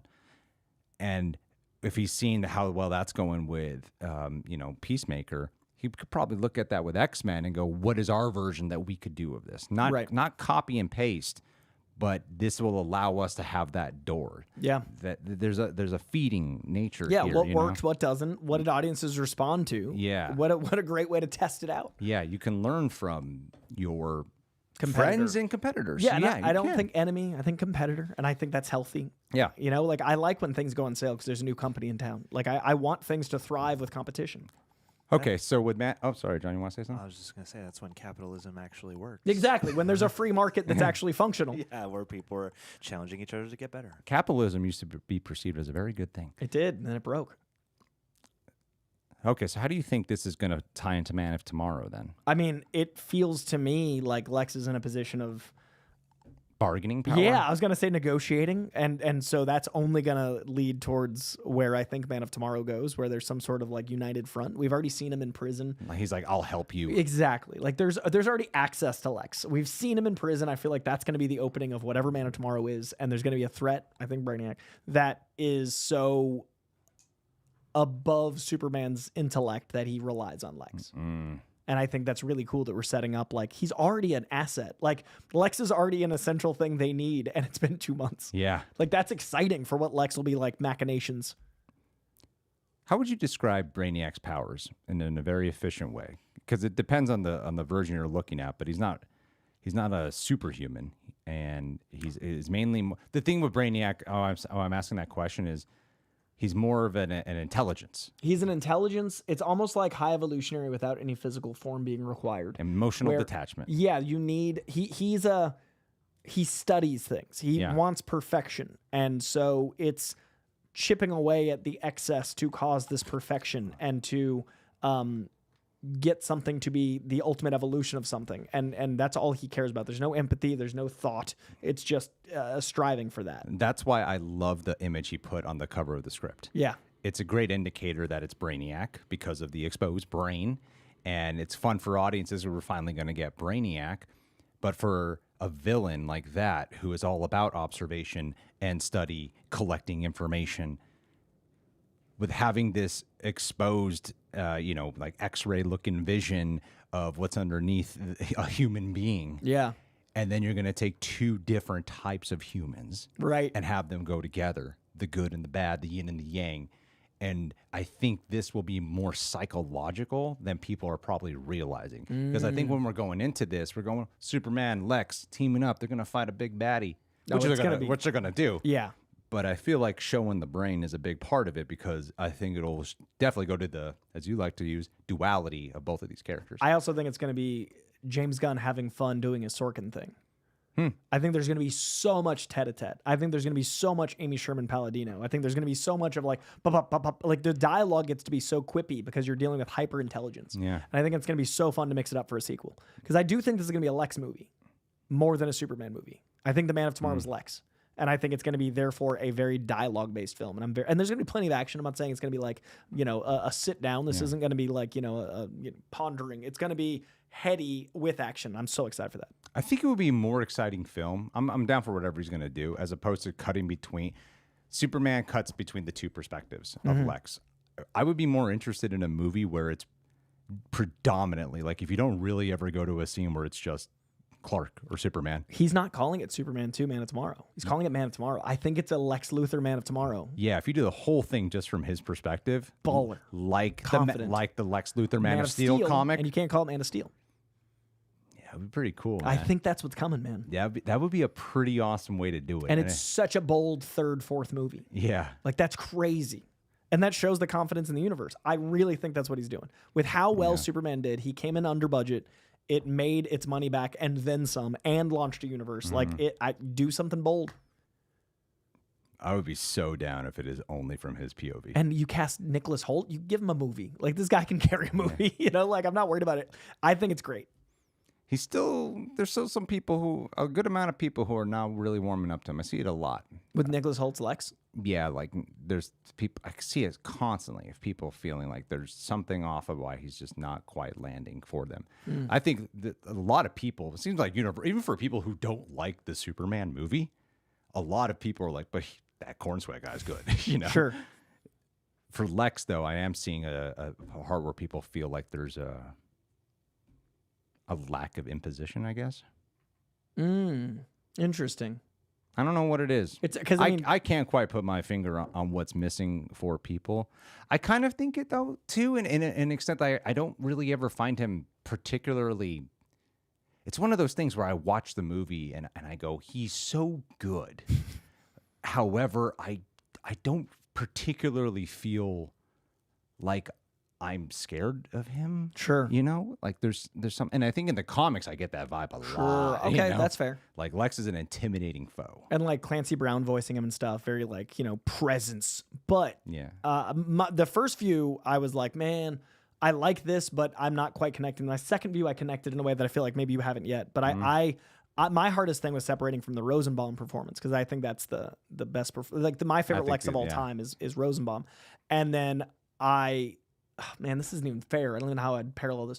I got a really cool moment at the premiere where I was talking to Nick and Rosie, and like I got to hear them talking about their Lexes, and I got to be like, oh, that's how you see it differently. And like, that's such a one-of-one experience that I wouldn't expect anyone to ever be able to get that of. So I uniquely saw it again and went, whoa! Okay. But like, I'm hoping that the euphoria or the epiphany moment that people can get is from him leading his own movie, and maybe that was how people get intimidated by him. Like, if you're watching like a Silence of the Lambs and you get more screen time, you get more chances to be intimidated by him, you get more opportunity, maybe that's what will shift people. Yeah. Is more exposure to him. Yeah. Because that moment was, for me, a one-of-one. It happened in real life. But if people get more chances to see him, and like, because I thought he did great in Peacemaker, but again, I've had that unlock. Yeah. I think Nicholas Hoult generally is an amazing. Dude, he's so good. I can't think of a bad performance of Nicholas Hoult. He's also so jarringly tall. So that's also like, he doesn't feel tall on camera, but in person, you're like, he's very intense.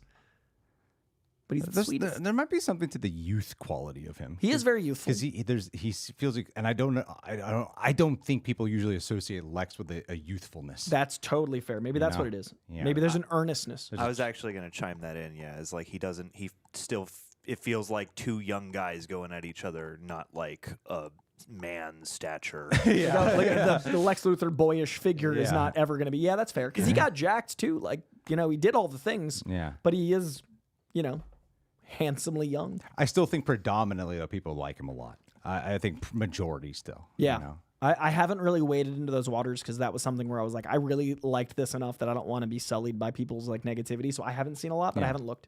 I don't really look at comments on videos I'm in. What's weird is when I see comments about Real Rejects or me in videos I'm not in, and when they're on other people's channels, and that's when it's... Because you're like, I'm hearing someone talk about me. Well, sometimes they're not even talking about me. And I'm like, why am I being singled out in this comment? Why is it's so strange because there's so many channels I'm a fan of. I watch so many YouTube channels, and I guess that's the one part of me is going, is this part of the trajectory when you're involved in this space? Oh, yeah, And sometimes 100%, you're dude. just going to get mentioned and get a thread about you in a comment box. When I'm here going, I was watching a video about something else. My name's not even mentioned here, but I barely use TikTok, but I know TikTokers, so I get it's that. It's like you're in the conversation, and yet so you find yourself out there. Yeah, it's weird So though. I'm like, I don't want to look at comments of videos I'm in, but I would like to look at comments of videos. You know, But we're not meant to be exposed to this many people. Like it'd be like it'd be like Superman, hearing everyone talking about you. Like it's not normal, but it's part of the job. anyway, I've been having a really good time having this conversation, and John said we got a decent amount of super chats and stuff, and let's make sure we get to them. We're gonna make sure we read all these. John, can you do a quick tally of how many we got? I will get overwhelmed if I see it in front of me. But if he hears the number, If I hear the number, I can make an efficient goal here. Okay, so we got 2 on the Streamlabs. Cool. And let me make sure that's accurate. Actually, no, we have 3 Streamlabs, and just refresh these super chats. Let me count those up real quick. Cool. Thank you guys who have contributed. Thank you. 20. 20? Okay, get it. cool. Let's get at it, man. 20. So I would say if there's 23 questions, I would say in about 10 minutes, we're going to close the super chats. So if there's any question you want to get in now. Guaranteed to have your question read on air. Thank you so much. And let's get into it. What's the first one we got? Let's go with this. You said there's 3 Streamlabs. Let's complete one goal there. Let's go with the complete Streamlabs. One goal, and let's stream it up. All right, here we go. Streamlabs, Green Lab. All right, first one comes from Steven with a PH. Steven. strange. Stephen. All right, Steven says, just wanted your thoughts on Ridley Scott turning down directing Terminator 3 for a reported $20 million. Do you think it would have been better or worse with him directing it? Big love from the UK. Who is this again? This is Steven. Thank you, Steven. Ridley Scott doing Terminator 3. That would be a fascinating trajectory. I would love the swap because Aliens, and Terminator 3. That'd have been so cool. That would have been really cool. Jonathan Moskow, I believe, was the director of Terminator 3. A lot of love has come around for Terminator 3. Admittedly, I like Terminator 3. I haven't watched it in years. I've never seen it. It's like fun. It is not anywhere near the... It's weird because Terminator 1 and 2 are masterpieces. Yeah. And then Terminator 3 is a big step down in terms of quality, but there's some really cool action scenes in there. Arnold's fun in I it. just remember the casket scene. Yeah, and the finale, I remember people being theaters like, holy shit. Like, it's actually a really awesome ending. And because some really bad Terminator movies came after it. It gets lumped in. It's so bad. Then it elevated Terminator 3 as a better film. But my biggest problem with Terminator 3 is that I think it lacks a distinct vision and a distinct voice. And Ridley Scott would have one. Ridley Scott, especially back then, would have one. Yeah. Yeah. Ridley Scott now is like, I think Ridley Scott now is 80% Ridley Scott. But he's more of like, no, this is good, done. You know, I'm trying to cram in as much as I can before I die. I'm gonna make up history for Napoleon. Don't worry about it. This really seems like how he operates now. He's like, I'm gonna just see how much I can get done till I'm dead. I would have been really interested then. I would not be as interested now. I'm excited for the Terminator franchise to come back with James Cameron, which sounds like it is happening. Yeah. That's what I want. But if someone else would have handled it, then I think Ridley Scott would have been great. Yeah, he would have been great. Thanks for the question, Steven. Absolutely. All right. Next up, we got Omar. Hey, Omar. Thank you. Hey guys, what's your guys' favorite Spidey comic? Mine is Merry Christmas, Uncle Ben, Spider-Man Blue, and Amazing Spider-Man 500. Hyped for new Spidey content soon. Individual issues, you scallywag. What do you want from me? The Boy Who Collects Spider-Man, Ultimate Spider-Man 13, which is the Mary Jane reveal in the Ultimate Universe issue, where there's not a single Spider-Man frame. It's just Peter Parker, Mary Jane. Nothing Can Stop the Juggernaut, that 2-issue run. The Death of Jean DeWolf saga, the Hobgoblin mystery. Oh man, Tangled Web of Spider-Man, Flowers for Rhino. It's a Flowers for Algernon play on the Rhino. What? Dude, it's so good. It like combined one of my favorite stories with like one of my favorite characters. And then lastly, let's do a modern one. Nothing's coming to mind modern. I was trying to think of one in the last like 2-3 years. I'm digging Joe Kelly coming back. It's not quite like its heyday, but it's better than it has been. So the last year has been better than the 5 years preceding it. Spider-Man Life Story, Chip Zdarsky, and the current Ultimate Spider-Man run. Those are some faves. Amazing. Spider-Man. My answer, I just want to be honest. My answer is going to be very different. And it's funny because you brought this thing up, when you're in school and they bring like the books and then you can buy books. What's that called again? Scholastic Fair? Scholastic Fair. Yeah. It's a book fair, but Scholastic sponsored them. So a couple years before Spider-Man 1 came out, there was a Scholastic Fair. And of course, the only thing I got was a Spider-Man book. And it's essentially a comic book. It's just in the book form, like a child's book. Yeah. And it had everything in there. The origin of the radioactive spider bite, Uncle Ben dying, him becoming a wrestler. I remember the first time me learning all of this information because I had watched the show when I was a kid, but I didn't start from the beginning and I wasn't a week-to-week viewer because it was so early on a Saturday. Yeah. And we only had one TV in the house and we had to share. So we didn't have like TiVo or any of that shit. So I missed a lot of episodes and I never caught the origin. So I read this cool, man. like 3 times. It was my introduction. And I reread it before I watched Spider-Man in the theaters. And it was the moment I'll never forget that association that I had where the thing I read, they're doing it. They're like, oh, he's doing the wrestling thing. Uncle Ben dying, he's trying to get the money. All the way how it was unfolding, like the book that I read. So special. I've never had that feeling quite like that with any comic book movie since. I don't even have this book anymore. I don't know where it is. Find it, man. Yeah, I wouldn't even know what it's called. I mean, look up like anthology Spider-Man origin. Like there's probably a few hundred versions, but if you see a cover, recognize. Yeah, I don't even know what book that. It's essentially a comic book, but is it like a golden book? I think it's like a golden book. Yeah, because the text on it is like reading like a kid's book, but it's essentially like pictures. That's and really fun. Yeah, so I don't know what that is, but that's the one. We're gonna that find stuck that for with me. Greg. That's the one that's always stuck with me. Thanks. Also, Spider-Man 75, The Death of Ben Reilly. That was the first moment I like acknowledged death. Hell yeah! Like I remember being like, someone can just go, and it was like so haunting. What a warm embrace. That issue. It's not this, is it? I'd have to. The cover does not look like it to me. right. Maybe they might have updated the cover though. I remember the cover having more of like a purple background or something. We're gonna find this book. Gotcha, yeah. Comment below if you know. But thanks, Steven. Who's next? Who's our final stream lab here? All right. Final stream lab comes from Dan V. Of course Thank it you, would. Dan V. V. Every week, man. Thank you, Dan V. Gotta love Dan on the stream labs. If you could greenlight any comic book film you know isn't happening, what would it be? For me, with DC, it's Batman Beyond with Keaton as Bruce. For Marvel, it's Spider-Girl with Mayday and Kirsten Dunst said she wanted to return as MJ.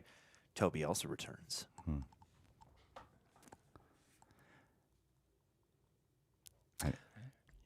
Mr. Miracle's a show, but I want it as a movie. I say that all the time, but like I need it. I want Jake Gyllenhaal as Scott Free.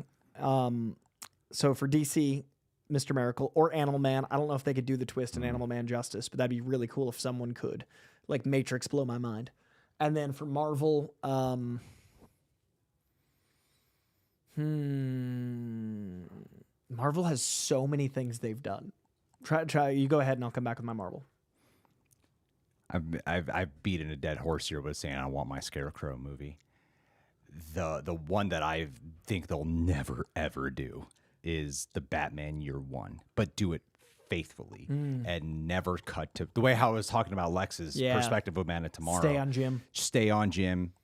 You only, Not yet, Commissioner. You only meet Bruce through Jim's eyes. Yeah. You only meet Batman through Jim's eyes.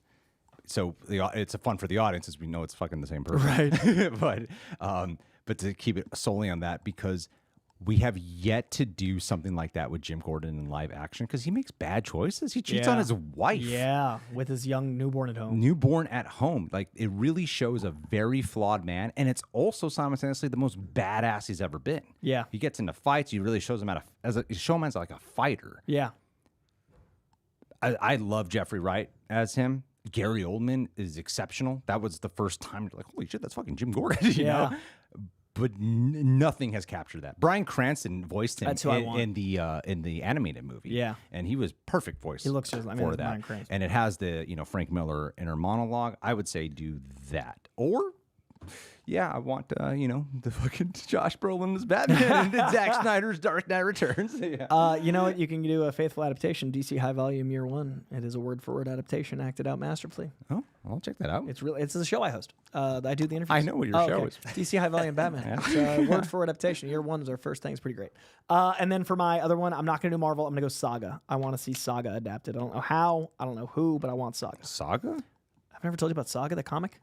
Oh, it's one of my favorite. It's a space opera.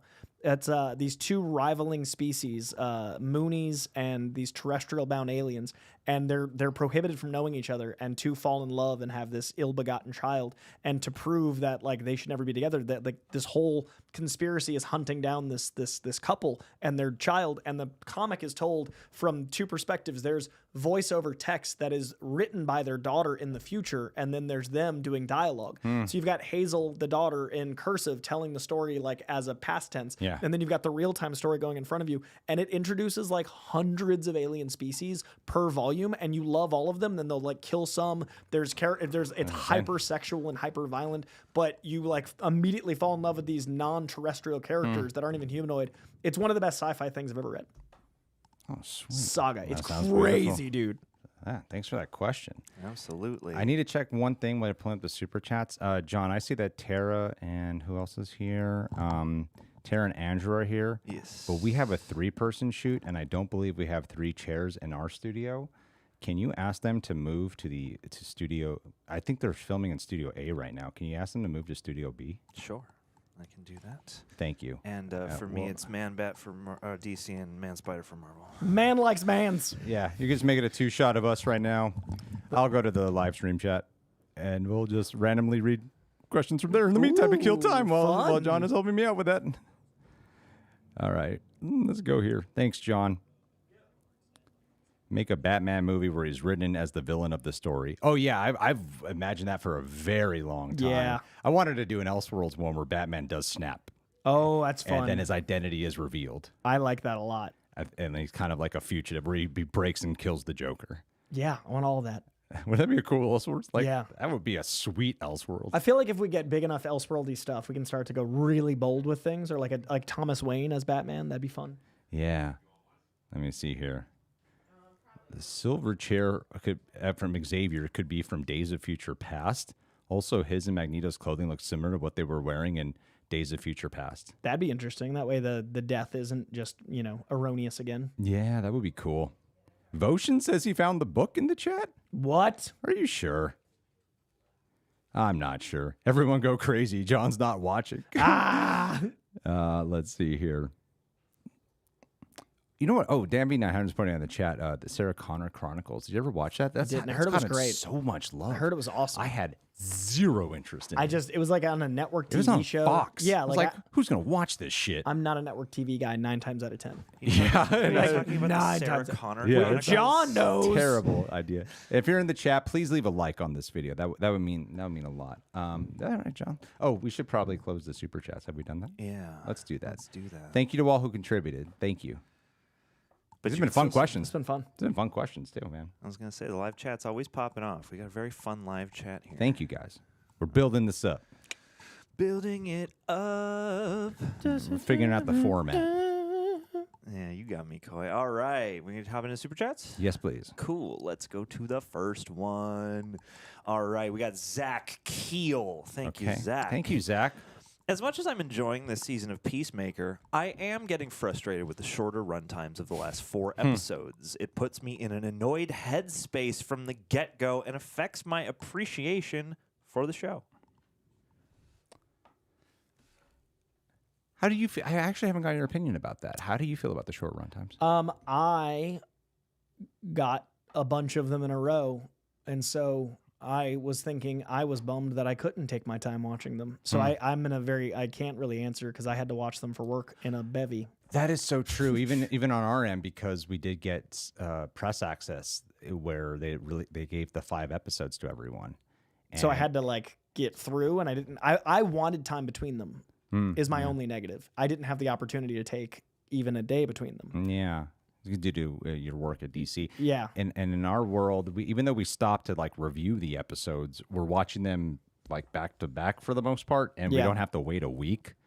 So I can imagine the feeling is very different for the week to week. It's very the grass is always greener, because I'm like, I wish I had time to think about it between, and it's like, why is it already over? Like, and I can't know what that feels like. Well, like I was saying earlier, I do feel like sometimes substance of scene work is missed. And when you said that, I immediately pinged to my memories of having that thought. So I think I agree. Yeah. I feel like the scene work is weird because while this season is intentionally more intimate with its characters, like I feel like I'm seeing so much more Chris, less Peacemaker. Yeah. Simultaneously, I do recall my experience with the first season, even on rewatch, going, man, there's just so many good scene work, like complete scenes. And I feel like we don't get that anywhere near as often. I look back at each episode of this and I go, how many times has there been a scene where I go, that scene, right? Whoa, more than just that moment, or that sequence, right? Yeah. Like, I think I agree with that as the runtime issue, but again, I didn't get to really feel it. Yeah. I do wonder if if there was some hindrance in the writing of Peacemaker season 2, just due to the volume of everything he's taken on. 650 pages in a year. It's insane. That's insane. I mean, for the most part, it's still a really great show. It's still great. Still one of my favorite shows of the year. Yeah. But I don't know what it could have been. I like it, but I don't know how I feel about the runtime because I had to. James Gunn's so lucky he looks good in gray. Because that man is stressed right. I don't know how he could possibly do. The fact that Man of Tomorrow's on its 3rd draft and handed in. Yeah. What? He said he has an incredible skill to zero in on a screenplay. So jealous. And handle shit. But I don't know what it's like. Man, his film must always be pulling him in so many different directions. He's like running a universe, like an entire studio. I really wanted to interview, and maybe one day I'll get the opportunity to interview both James Gunn and Jennifer Holland at the same time, because I would be so curious to know how they handle their relationship in that regard. Like, I'm not like, tell me about your fights or something. I would want to know how do you guys set boundaries in a situation like this? And when you guys are just in your private time, are you discussing Peacemaker and what you should do with the show? Does it feel like you're having work talk? Yeah. Or do you have to be like, we're intentionally not going to talk about this right now? It's funny. I asked Dave Franco and Nelson Brie about that with their relationship and working together, and it seemed like they really, really established now this is date night. And they did not want to even feel like they had been working together all day. And I think that must be essential. Yeah. But when you're doing 650 pages in a year, I don't know when date night would be. Yeah. And I try to have that with people here sometimes when we're hanging out. Like, hey, we're not going to talk about the channel right now, But thanks for the question. Absolutely. All right. Let's move to the next. Thank you, Zach. Mark Long with a long comment. Mark Long, MDL, says... With a generous super chat, thank you. Says hi. Hi. Hi, Mark. Hi.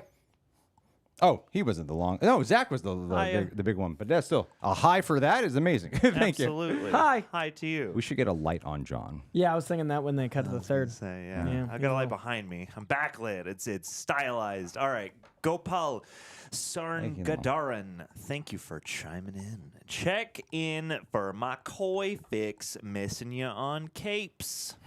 Good to see you, Gopal. I'm here. I'm here every noon, every Wednesday, Friday, noon. Come here. I'm here every noon, even when I don't need to be. I don't even noon. 7 days a week. I'm here at noon. They don't film it, but I'm here. That's noon. I'm just in this room. It'd be weird. No, every Friday noon, we're right here. I appreciate it. Because our homeless guy. Yeah. The homeless I'm here guy. Wednesdays, Fridays, Mondays, noon. All right. Keeping it fun. Thank you, Go Pal. Jose, don't worry about it. Hey, buddy. Thank you. Greg and John, have you seen The Long Walk? I loved it, and Pete reminded me a lot of Coy. Let me see who plays Pete. No, that's one I opted to react to. And did you do it? I did The long walk. Did you like it? I'm one of the 40 people that actually did the walk on the. I'm their whole marketing campaign. I signed my life away. Didn't even know I was going to be in their ads. Oh no, I didn't get paid. Don't worry about it. I really loved it. I'm not big a horror guy, and it was very traumatic. And it's not like horror in like the slasher sense, but it's really brutal. But I take that back. I keep saying I'm not a horror guy. I'm realizing I'm becoming a horror guy. It's happening. I'm feeling it. I'm more invested in those movies. But this one was really hard because it was kids getting hurt, and I was like very affected. Oh, my by that. favorite. Yeah, I love it's that. brutal. Yeah. Oh my but God. it's more Green Mile. I haven't seen Green Mile. It's more Shawshank Stephen King than Stephen King. Like it's really emotional, but then it's really brutal. How's Mark Hamill? He's really good, but I had to adjust after 10 minutes. Be like, stop seeing Mark Hamill. It was the first time I was like, that's Mark Hamill, and I had to shake that. And that I don't usually feel that about actors. But David Johnson is the next big movie star. Like within 5 minutes, I was like, this guy. Because in Alien Romulus, he was my big takeaway.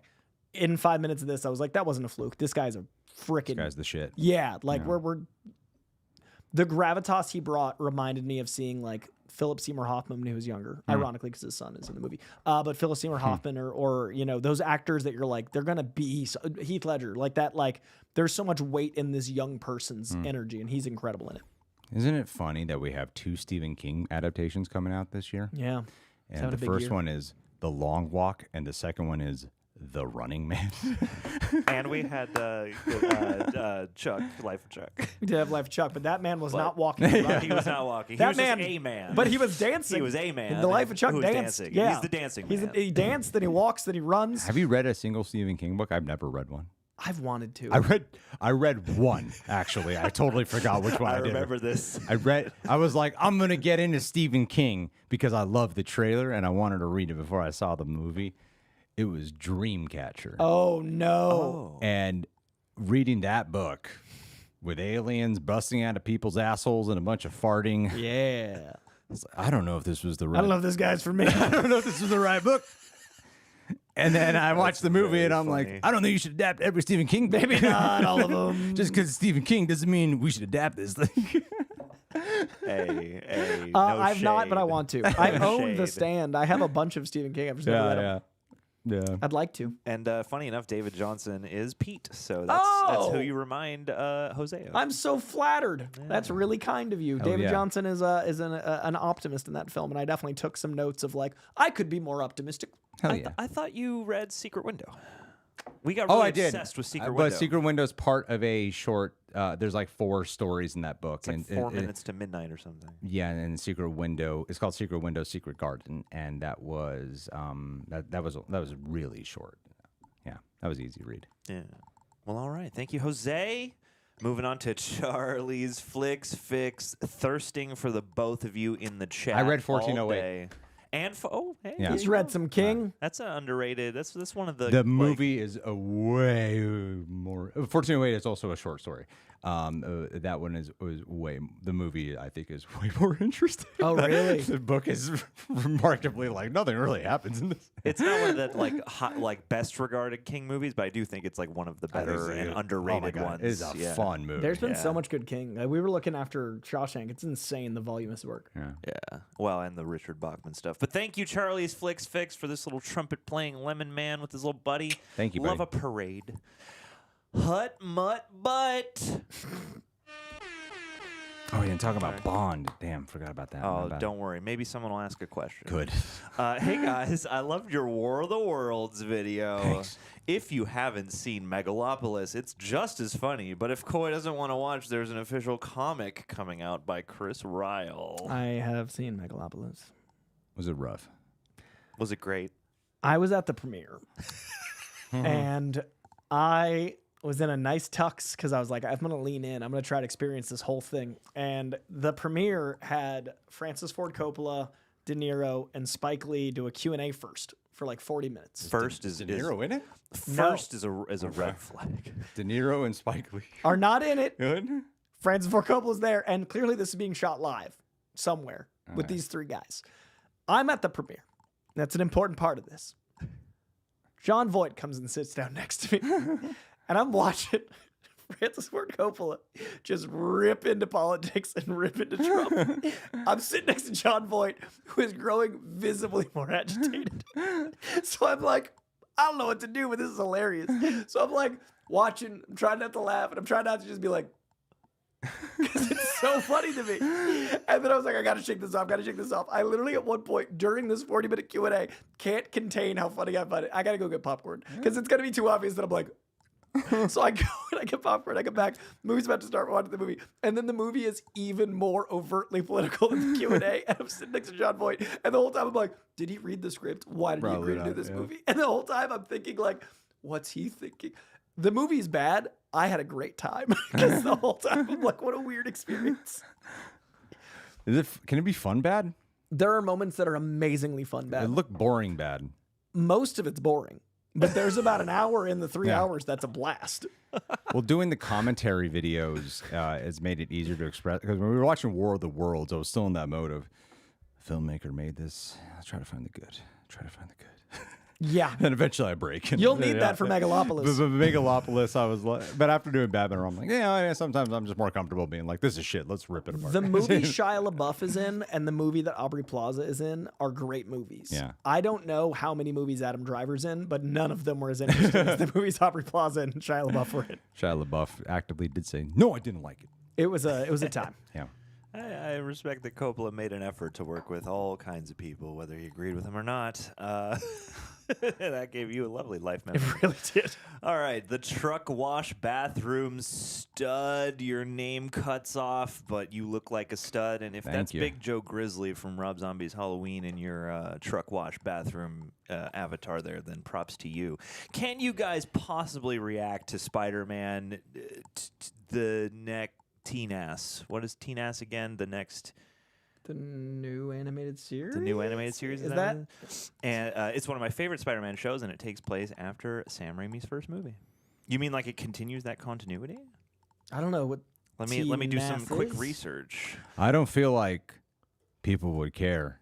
I don't even know what it is. Considering neither of us here have any idea of what you're talking about. Appreciate the request, though. It is appreciate the interest. 2003 animated series following the events of the 2002 film. I mean, that sounds very interesting to me, though. Peter Parker and his friends, Mary Jane and Harry Osborn, start attending Empire State University together. Peter and Mary Jane try to establish a relationship without much success. Peter's superhero duties and his later involvement with Indira Daimonji interfere with his romance with Mary Jane, while Harry continuously blames Spider-Man for the death of his father.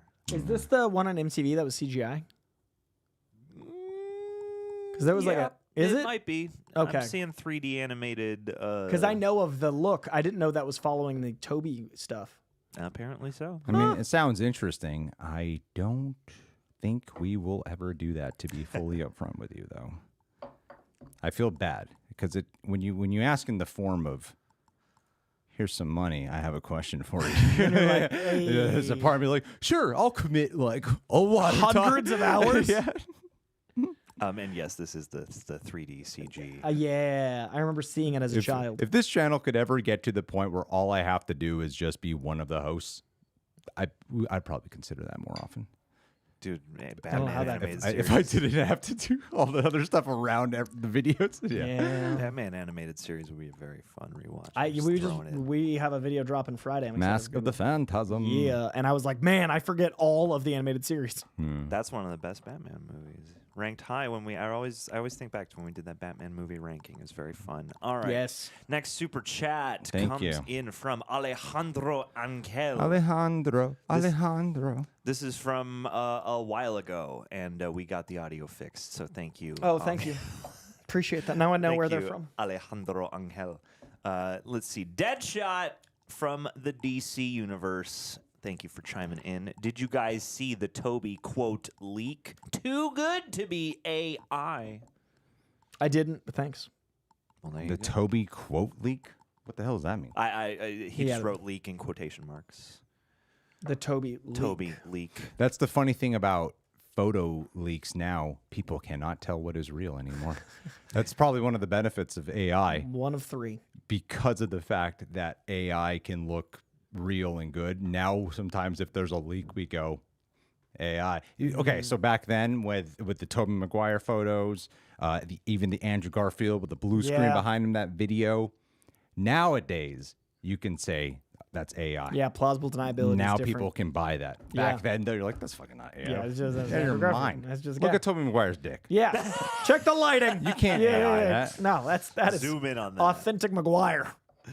All right. Well, who knows? If we see him in Doomsday, then we'll all eat some crow. Alan Smithy. Hey, buddy. for chiming in. Every fucking week you're here. I fucking love you. Thank Yeah. you, man. You're one of my favorite filmmakers. Appreciate it. There's a lot of people here. I see names that are usually here every week, and I appreciate you being here every week. Thank you. Yeah.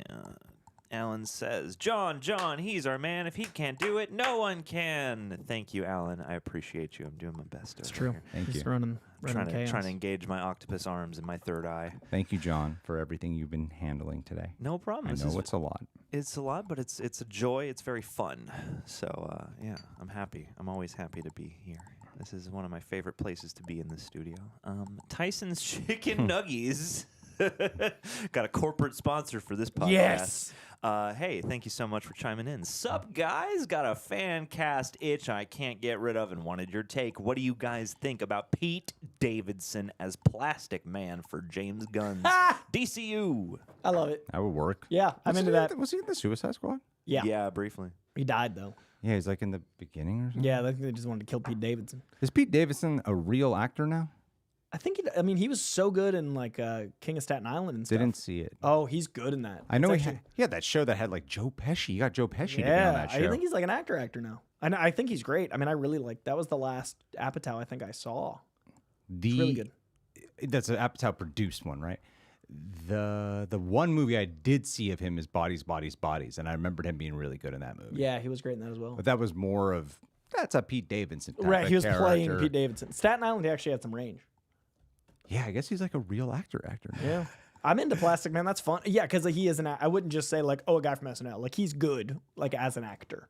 He is one of those people that have surprised me in the amount of connection and influence he has, where he just has like, it was like the time of Ashton Kutcher. Yeah. Like that one time, this dude who was on That 70s Show is like close friends with Justin Timberlake and Beyonce. I'm like, how did this guy become like so in with everybody? And Pete Davidson is one of those people to me where how did this guy from SNL just get in with everybody? And admittedly, when I see him in interviews, he's a very remarkably charming, nice guy, and he's got a strange level of honesty. Yeah, and You I know? think people are drawn to like that earnest honesty in this town. Yeah. I remember I went to Glenn Powell's birthday like 8 years ago, and he was friends with everyone, and now he's a movie star. I'm like, well, like it's one of those things where it's like, and suddenly it makes sense that like you knew everyone, and now you're like I love to very hear it. successful. Are we bleeding into theirs? I heard some chatter from outside, I heard some outside chatter, so I just wanted to. I think it'd be funnier if we hear them reacting. What are they watching? They're watching It. Oh, Andrew's never seen it. Oh, Chapter that's 1, awesome. chapter Speaking of Stephen fun. King, Yeah. I was gonna say for 10 bonus points, can either of you name the character Pete Davidson played in the Suicide Squad? no. I actually don't know, and that's my favorite James Gunn movie. What's the first letter? B. No idea. Nope. And it's a little bit of a sorry, I'm out of frame. It's a little bit of a hodgepodge name. It's you'll probably hate yourself when you hear it because it just sounds like it could be so many other kinds of characters. What is it? Blackguard. Oh, would never gonna gotten that. Never would have gotten that. Well, you both lost 10 points. I'll go open the door again after this. Thank you, Tyson's Chicken Nuggies. Thank you, Tyson. Vojislav Varchakik? Varjachik. I'm so Where are sorry. you from, I'm gonna. I have messed your name up entirely. I'm gonna look up the pronunciation after I read the question itself. You guys going to New York Comic-Con this year? I am. I just Can you confirm what you're doing or no? not yet. Next week I'll be able to. Okay. But I'm doing a thing that I'll be able to confirm next week on this very channel. And I just got it all buttoned up, or I'm actually buttoning it up as we speak. Those are the emails I've had to check during the stream. But I will be there on Friday and Saturday. So my thing, I believe, is Friday. Yeah. So Friday, hunt me down. I'll be at New York Comic Con. I'm only going quick. All right. I have had almost no interest in going to New York Comic Con. It's one of my favorites. People love it, and it seems like there's a lot of people gravitating. You love New towards York, it, Greg. and I love New York. Yeah, and the sorry, John, it's not your fault. It's the mic's fault. You know, that crackle thing. It's only distracting me, and I'm sorry. I will order one of the newer headsets. Please do. You got the company card? Back card. Never leave the cable out. For the company. Haven't gotten to yell that in like a year. Yeah. What was it? Oh, New York Comic Con. You were saying you don't want to go. Then I got an invite from. I don't think I can say. I got an invite from a studio. Oh. And they're like, "Are you going to New York Comic Con? Because we wanted to see if you wanted to do this thing." And I was like, and I literally replied, going, "I've had no interest in going, and now this is the first time I actually feel painfully sad to say I am not going to New York Comic Con." Yeah. I want to hear off air what it is. Yeah. And yeah, that was one that, and it's not like a big movie studio. It's a television. Oh, got it. So I was like, damn, that would have been fucking cool. If I'm going to cover anything, I can do it. I'm going for the channel. I don't know if it's like a thing. I don't know if I can. Maybe let me look at the email again. Like if it's a thing that you want on the channel. Yeah, let me look at the email again. But I love New York in the fall more than anywhere else on the planet. Like Boston and New York. I love the East Coast in the fall. So I usually go and then I try to add a day where I just sit in Central Park and I just watch the leaves fall. That's my favorite thing. So I want to do that. I love New York. I would love to, if we can grow enough, I'd love to fly everyone out there for a weekend, and that way we could do some reject event. Dude, rejects used to be amazing. Because I'm not going to do something where I'm like, you guys have to book your own hotel. Come out for this work event for money that you spend. Some people do that. I know. Yeah. But, dude, it'd be really fun to like do an East Coast. I think we should do a West and East Coast one. A West would be a lot easier to manage. Who's next, John? All right. Also, just a real quick. John, can you put your mic back on? I'm sorry. Yes, my B.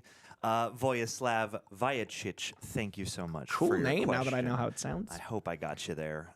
Tyler, here we go. Thank you for chiming in. Hi, guys. I've been watching Wes Anderson films for the first time.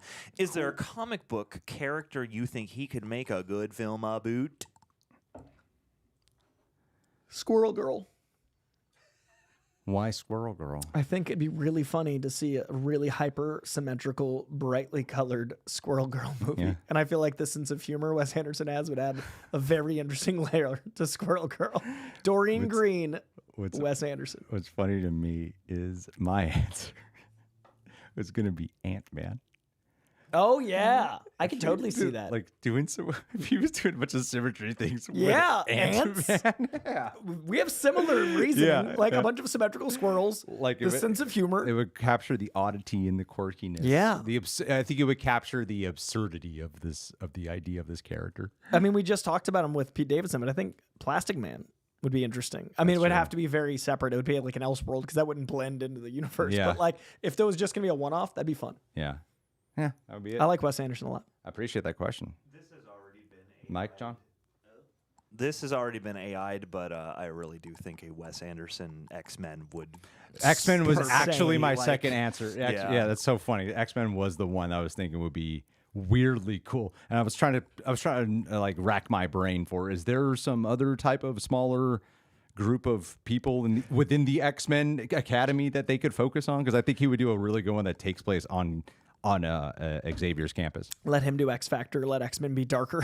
Yeah. If he did like some offshoot one, I think he could actually pull that off, and people would like the more obscure power set. I think Generation X being the 90s wouldn't be his cup of tea, but something like X Factor or like one of the weird teams would be fun. Like, yeah, that'd be. I'm in. Yeah.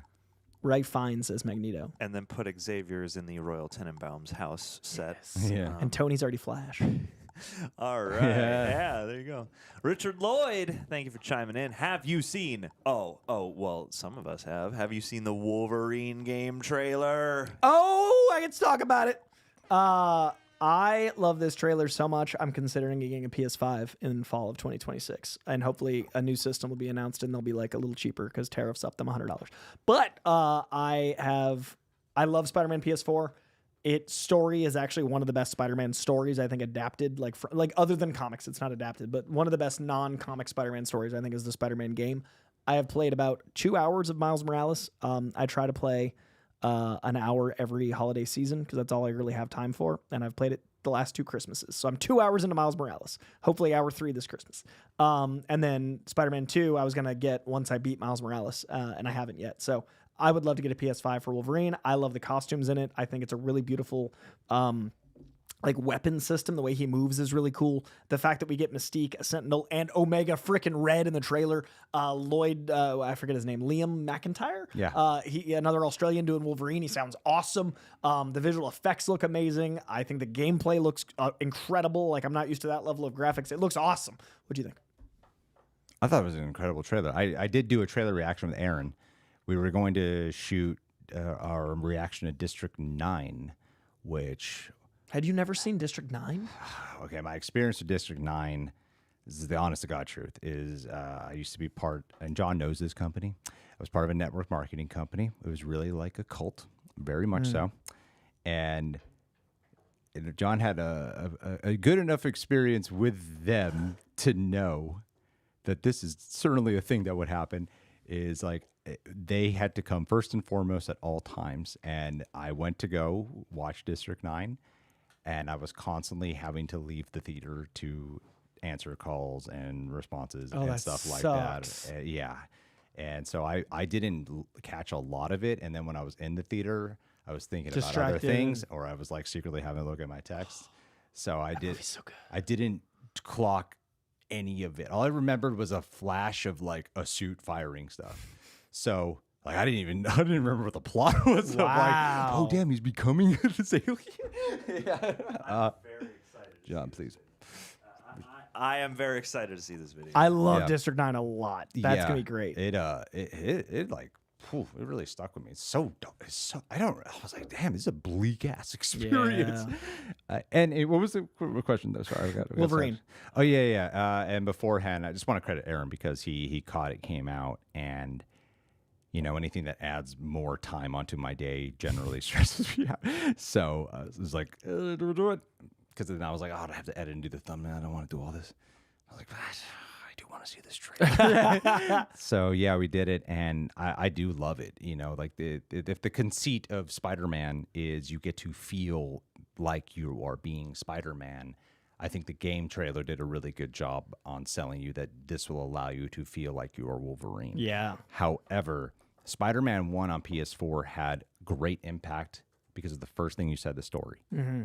Gameplay is cherry on top. Sure. But the novelty of great gameplay really does go downhill after. There's only so many things you can actually do, no matter how much they throw at you. Yeah. And how many combos you can unlock and whatever, and skins you can get. Gameplay can become numbing if you're not gripped by the story. And Miles Morales and Spider-Man 2 overall well received, but the stories were not as strong or as impactful, and I think that's why they kind of withered in the zeitgeist really fast.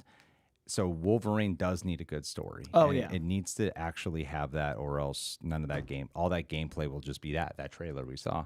And then after a while, you get a little bit bored. It's all samesies. Yeah. Yeah. But I agree. Yeah. But it looks good, and hopefully the story is as good as Spider-Man 1, because man, oh man. Yeah. If it is, that's a hell of a Wolverine zeitgeist shift from just being a Hugh Jackman vehicle.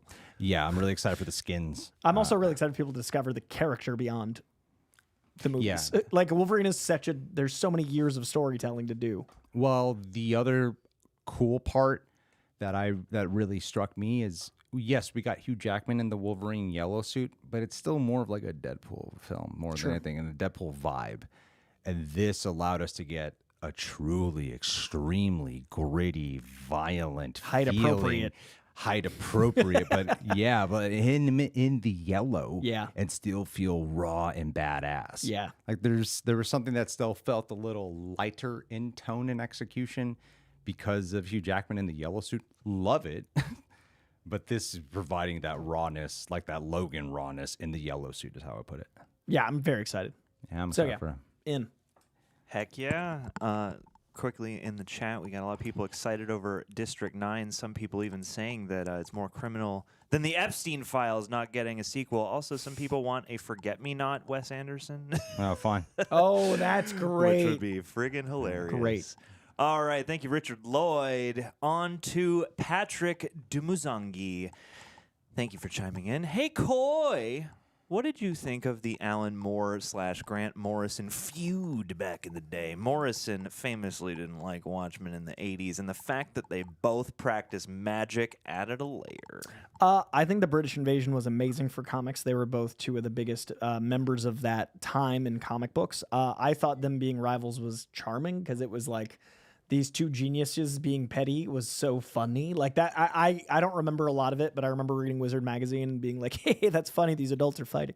Because I was a kid. But I think of them as two of the greatest writers of all time. I think of both of them as being writers that are great in and out of the medium. And I think sometimes when you're that good and that intelligent and someone says something that you patently disagree with, it does reframe your whole view of them. A lot of times people try to weaponize, Alan Moore being like, I don't really like comics anymore, at me loving comics so much. Like people will quote Alan Moore at me as like a jab, and I'm like, okay, I don't agree with 100% of someone who I respect and admire. But if you're a fellow comic writer, I could see that being actual animosity. So I see why they fought. I've been lucky enough to meet Grant Morrison a couple times. I've never met Alan Moore, but I would love to, because talking to Grant Morrison, it was so cool to reframe some of the comics I love of his by him telling me the behind the scenes of them. Like we talked about X-Men, and his view on X-Men when he was done writing them was so different than when he started. And that was really special. So I'd love to ever have the opportunity to talk to Alan Moore, because I might reframe my view of comics, not negatively, but just reframe. I mean, from discovering Grant Morrison, so much of his work this year, him and Alan Moore of two very different minds. Oh, yeah. Alan Moore is like a cynical dude, you know? Yeah. And Grant Morrison's like, everyone should have everything. Like, he's such a if it works out. And, Like, I haven't read his Superman comic yet, Alan Moore. The one I was telling you about? Yeah, I mean, I have it added to my QU. Does it come across cynical, or is it actually surprisingly pretty hopeful? uplifting. Yeah, it's. I mean, he wasn't always cynical. I think Alan Moore got like his writing evolved, because Swamp Thing's pretty dark, but there's some hope in it. Okay, all right, cool. Yeah, Grant Morrison came to my 28th birthday. I think when they started making his movies, he started. He went into his cave and just made some magic and raged. All righty. Thank you, Patrick. Actually, I'm going to jump real quick above our next question from Captain Fernandez and come back around, because Patrick has a second part to this, I believe. Patrick Dumuzangi again. Also, what are your thoughts on Warren Ellis's Planetary, an incredible deconstruction of each comic age? It's all you, buddy. I don't know what he's talking about. Planetary is a comic that came out. Frank Quietly art. It's really good. What other art has Frank Quietly done? He did Moon Knight? New X-Men. The Grant Morrison X-Men stuff. Okay. He also did I've heard the name. Superman. He did All-Star? Yes. He did All-Star. That's Grant Morrison and him worked together a lot. Okay. He's great. He's a genius. Planetary is really no. It wasn't Frank Quietly, was it? It was John Cassaday. It's Rogan. Cassaday. Yes, Joe Rogan, comic artist. John Cassaday. Warren Ellis and John Cassaday. Aha! I fixed it before I had to be corrected. John Cassaday, who unfortunately passed away a couple years ago. Great artist. But Planetary was a really interesting commentary that played with tropes. I unfortunately can't speak too much to it because I read it as it was coming out and I was a child. So when I tell you I didn't understand a lot of what's going on, I mean it. I was like trying to be heady and like, I hear this comic is smart. Oh my word. And I would try to keep up and didn't. So I need to reread Planetary because it's been 20 years. Okay. Appreciate that. John, Mike. All right, I was trying to pull up the art, but there's no time. All right, here we go. Captain Fernandez, thank you for chiming in. Thoughts on Shane Black saying RDJ is going to single-handedly reinvigorate? Saw this morning, yeah. Yeah, single-handedly reinvigorate the entire comic book movie industry with his performance as Doom. He said this in an interview posted today. Yeah, he said something too that at first it sounded. I don't know if he used the word cynical. First he said, yeah, at first it sounded like something negative, and then whatever you just said right now is the sentiment he is expressing because he's got a new movie coming out. With Mackie Mack and Lakeith Stanfield kid. I didn't like the trailer. Didn't either. Worried about it. I love Shane Black. Well, they showed it like it's going to be the initial imagery was, a buddy cop movie with Lakeith Stanfield and Mark Wahlberg. I watched the trailer. It's not that at all. And that's fine. It doesn't have to be. But then I saw the trailer and I thought the trailer was... it doesn't look good. It's the first Shane Black movie I haven't been excited for, and I was excited for Predators. I thought this would really He deserves to be the top of his game. Like, he is the godfather of an entire genre, and I don't know why he doesn't get more opportunities, and I don't know why this was the one that happened. Because he did that Predator movie. But he also did The Nice Guys and Lethal Weapon and Longest Goodnight. But people look at the money, man. It's a shame because The Nice Guys should have gotten 4 sequels by now. I like the hell out of that Iron movie. Man. I like Iron Man 3 is incredible. I like Iron Man 3. It's in my top third of Marvel. Then that is a movie I really did not care for when I first saw it. Really? I really didn't like it. I hated the Mandarin twist. I was a big defender. And it wasn't until the second time I watched it, like a couple of years later. I think it's genius. I thought it was brilliant. Using that imagery, like weaponizing iconography, is such an American. I love that imagery. But I'm a huge Shane Black guy, so I like Mark Wahlberg. I'm sorry, everyone. I like Mark Wahlberg. And I think Lakeith Stanfield is such an incredible actor. So this should be top of my most anticipated. Instead, I'm like, I guess on streaming I'll watch it, and that feels awful because I love Shane Black. And it looks like a streaming movie. And I love Shane Black. He's one of my favorite writers of all time, ever. A streaming movie trailer is good when you're like, this should be in the theaters. Yeah. You know. I feel like we're gonna have the experience we had with the Guy Krasinski Ritchie movie. Yeah, the Guy Ritchie one. Yeah, the Guy Ritchie movie where I was like, one of my favorite writers, one of my favorite directors. Yeah. Oh, it's on streaming. Yeah. And I worry about that with Shane Black because he deserves big, huge spectacle things. But the thought on what he said about RDJ. Oh yeah. He's great friends with Robert Downey Jr. I think no matter what, he's not Quentin Tarantino. He's not going to say whatever's on his mind. You know, it's true. I think if he knows some things, I'm excited for Shane Black's taste. I like Shane Black's opinion, so if he's seen some stuff, I'm excited, and he could have because he's friends with him. There's no way he's going to talk shit about. But that's what I mean. But he's way too close with him. Right. Him bringing it up doesn't mean anything different. I mean, so yeah. RDJ specifically got him for Iron Man 3 because they're buddies from Kiss Kiss Bang Bang, a movie that helped his resurgence. Yeah. Like Shane Black helped Downey out in a big way. Yeah. So, when's RDJ going to help Shane Black out? Shane Black out. And work with Mel Gibson or something. Shane Black. He was like the first big one to come out for Mel Gibson. Remember that? Yeah, because of Lethal Weapon. That was a big time. Was it because of Lethal Weapon? I mean, no, RDJ. RDJ. Yeah. Oh, right. I think that's because of Shane Black in the middle. I think they know each other through Shane because Shane. They did a movie together. I never saw that movie. He talked about how Mel Gibson was like a huge champion for him or something like that. They did Air America together, but I think they became friends through Shane. Oh.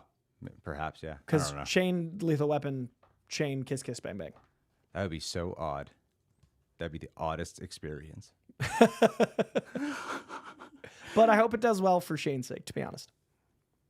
Have you looked at any of these straight to DVD Mel Gibson movies or straight to streaming? No. They are so bad. I love Fat Man so much that I haven't wanted to have you seen Fat Man? That wasn't straight though. That was a theatrical release. That movie's so good. He's done some really these are really? I've seen scenes there was one that was top trending on Netflix for a while where he's a radio host or something. And it was so bad. He was good in that movie with Mason. They were genuinely good performances. Yeah, he's good in that. Yeah. I like that movie. Yeah, same. But yeah. Oh fuck, that's David's movie. Yeah. We were all there. We were all there. I forgot that. I was like, oh wait, yeah, I know the guy who directed this. Yeah. And On the Line is the radio movie. Yeah, that one was so funnily bad. Dead Air or Pontypool or He something. makes a lot of bad movies. Oh. Some Nicolas Cage shit. He's doing better now, though. Yeah, that's true. He's on top of the world. All right. Christian Unpronounceable, thank you so much. Hey, buddy. Hi, everyone. Just finished Peacemaker, and holy shit. Agreed. Love the episode. Talked about it at length. I'm glad you were able to experience it. It's good they released at 6 p.m. Yeah. I think it's way better for everyone. Yeah. For people who cover, for audiences. Because if you release 9 o'clock East Coast, so it's not too late. Exactly. You don't wake up to spoilers if it's on at midnight. Because if it's on at midnight, there's a lot of the West Coast audience will still watch it. Yeah. If it's on at midnight, people will stay up. People are going to spoil it. You're going to wake up, turn on your YouTube. Screwed. But stay up till 3 a.m. and watch it? No. I think 6 is great. 6 is, I think, a great sweet spot because also, although what time would that be in the UK? Would that be like 4 a.m.? So it's probably not the best for UK audiences. Sorry, UK. Yeah. Did I just math that out properly? I think so. What no, it'd time be like 2 a.m. What time in the UK? Or think what time here? I think UK is 6 8 hours p.m. ahead. West. So I think it'd be 2 a.m. out there. Yeah, if it's 8 hours. Oh, that sucks. Yeah, you're about 2 a.m. Yeah. That sucks for them. Sorry, guys. I mean, no. There's no perfect time. The Inevitably, planet's someone in the world is going to lose. planet's a circle. I think maybe 2 p.m. This is like the right time. But then people are working. Then they get spoiled going out of work. Yeah, but 2 p.m. You're getting West Coast, East Coast, international. If they're real fans, will be watching at work. Yeah. That's true. Sorry, I'm derailing us. Please, let's continue on. Thank you. Fun. All right, Christian, thank you for your comment. Michelle, Hey, Michelle. Mabel, if you could choose any comic book movie currently in production to be directly involved in, which would you choose? Clayface. What contributions would you make to ensure its success? Love you guys, and thank you, Michelle, for chiming in. I would like to be in Avengers Doomsday, and I want to be the person that goes, "Hey guys, look, this is Iron Man." Like in the delivery of No More Dead Cops. That is my dream. That is my goal. I want to be the one person to call out that Downey does, in fact, look like Iron Man. Now, in real life, I'd love to be part. Yeah, like I want that delivery, but in a Doomsday. In real life, I want to be part of Brand New Day so bad. I would like to see that Spider-Man suit in person, like to just be involved with that. I'd love to consult on the villains in some way. I know Spider-Man like the back of my hand. I think that'd be really, really special.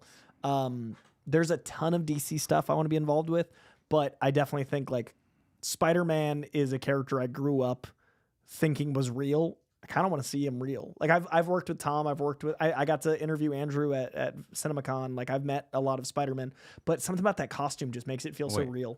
Why did I say Clayface? The Batman Part 2. That would be the one. Yeah. I've never seen. You had that experience where you got to see Christian Bale in the Dude, that was outfit. so crazy. And I would, once you said that about Spider-Man, oh, it'd be cool to see Spider-Man in a suit. Immediately made me go, oh my God, yeah, Batman Part 2 is happening. I would love to see Robert Pattinson in the suit. What contribution I would make? None. I would love to get killed. Carry his cape. Yeah. And to see Colin Farrell on the same day on set? Yeah, that'd be awesome. special. I'd be so nervous. Yeah. I feel like I'd be more nervous with them in the suits. Oh, yeah. Than if they were just people I'm talking to. Dude, the moment I ran into Christian Bale, it was so surreal to see him in suit as Batman with like henchmen in a lit for dark. Like it was lit to be scary, and I was like, everything of the myth is true, and it felt like I got to be a henchman in Gotham. It was so cool to be terrified. So yeah, that'd be special. I agree. Batman's up there. All righty. Thank you so much for your contribution there, Michelle. Patrick Dumazangi is back. Sandman Mystery Theater and Shade the Changing Man would be great projects in the DCU. Also, as a black British, I need MCU to make Blade British like in the 70s. Tomb of Dracula comics, great channel. It'd be such a turn if Blade was British after Wesley Snipes. But you're right, there have been canonically British Blade. You know what? If we get any Blade, I'll be happy. So whatever that takes, I'm in. British Blade. I think they've already established that it's Mahershala Ali's voice, right? Yeah. Idris Elba. Idris Elba would be awesome. Yes, dude, he would have been such a good Blade. Even in the the Marvel zombies. He's Mahershala coded. I never whoever did the Mahershala Ali voice in that is incredible because I never thought that I was listening to an impersonator. I think the guy's name was Todd Smith, and I was like, what a voice pair. Like, this is incredible. Like the Robert Downey Jr. one is weird to me because it's a 9 out of 10 there. I'm definitely hearing someone pretending to be Robert Downey Jr. Yeah. They're smart with Spider-Man because he's just kind of doing his own thing. Yeah. I'm glad they didn't try to make it Tom Holland. Yeah, so it's not distracting. Where, though, the guy who's doing Mahershala Ali's voice, impeccable. Yeah. My God, I could not tell. I didn't know until you guys pointed it out to me that it wasn't Mahershala Ali. Which means we really haven't had Mahershala at all. All he's really done is have one line in Eternals. Such a shame. Hey, you sure you're ready for that? There it is. Patrick, thank you so much. Richard Lloyd is back. Michael Rosenbaum, Lex, you see how he turns. Yeah, and I think we'll get darker and darker and more intense with what Nicholas Holt's doing. He's an older to start. Like he's a more established Lex, but I do think people will see the darkness come out of him. But Rosenbaum's my favorite still. Sorry, Nick, but you'll get there. Maybe give him a beard. Make him look like Obadiah Stane. Apparently, John Cryer was a really good Lex. Really? I never saw any of With that. the beard. Because he had the beard. Nicholas Hoult is like a close second for me to Rosenbaum with one movie. I think he could even surpass Rosenbaum, but Rosenbaum, 10 years. I mean, he left for a couple of years, but like he had so much screen time as him. He's so established. Yeah. It's going to be hard to get rid of that and shake that from my mind.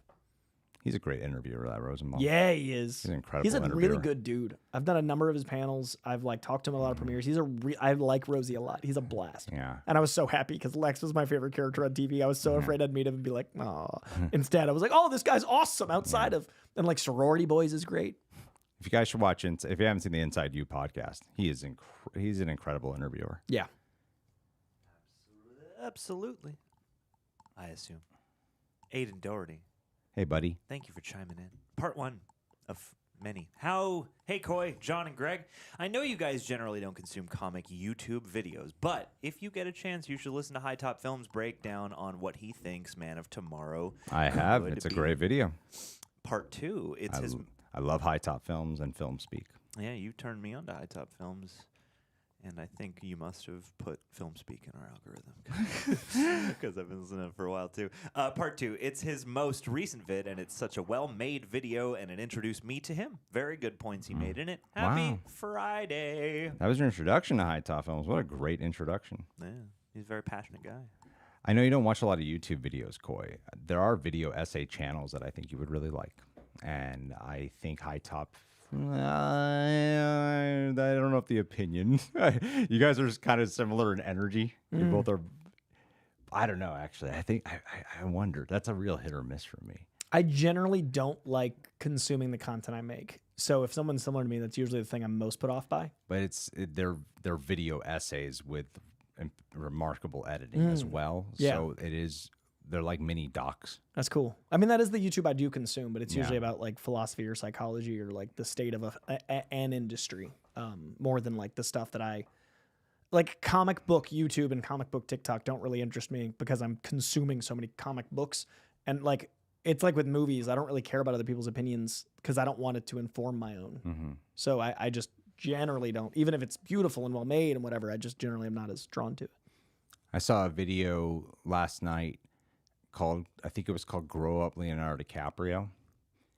And it is a wild, like 20-minute video that shined a light that I had never actually quite seen before, where he's essentially going through his whole career and the personal life stuff that is constantly in the limelight for him, starting from when he's a child. It's going in chronological order. And it's showing how, like, at 32, when he did Titanic, he's just kind of been stuck there in his personal life, but he grows up as an adult in the characters he plays.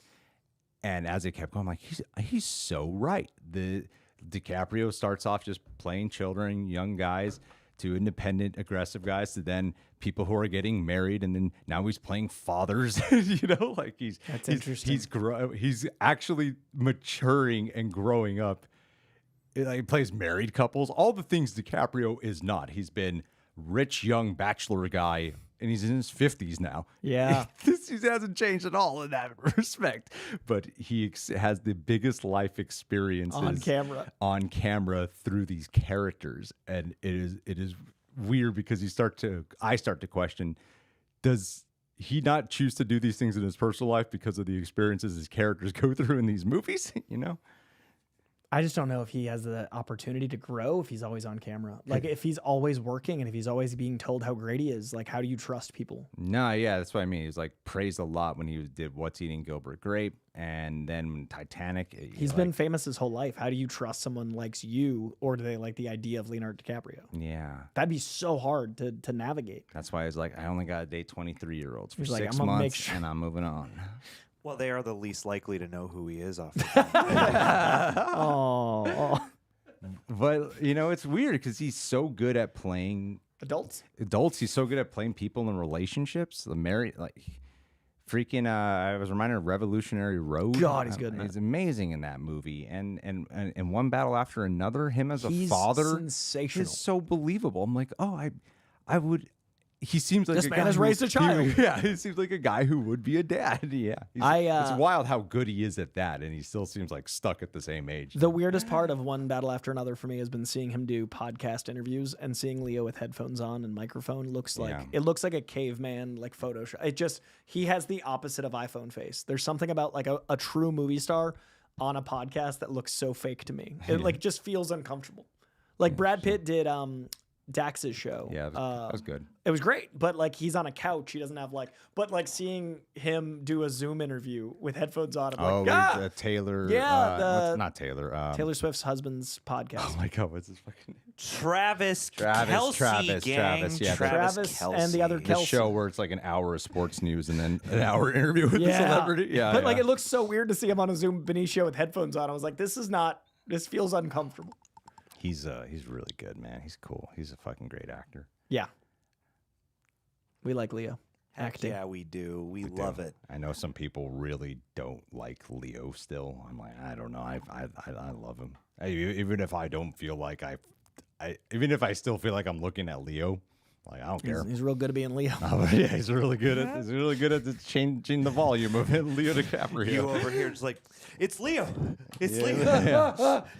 Then it becomes the Spider-Man. Man, I really love how he's playing characters that are not Anything like his experience. like he's not playing cool people. Yeah, he's me too. playing the exact opposite of someone for cool. like 4 movies in a row. Yeah, it's After really playing the cool. coolest guys. Django, it's been all unflattering. Yeah, I mean, Wolf of Wall Street was like the most I'm cool but I'm broken, and then it's been just broken since. Yeah, Yeah.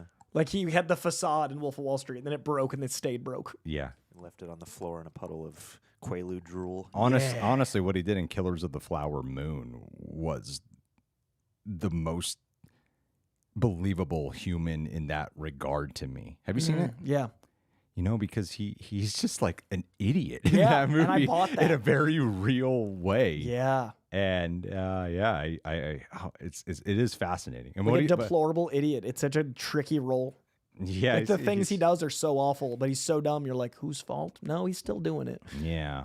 Yeah, it's a really interesting choice he's taken, and somehow still makes it a compelling leading character. Right. Like what he does in One Battle After Another is so easily a slip into unwatchable and unlikable, but he finds a way to be a movie star in that role. Yeah.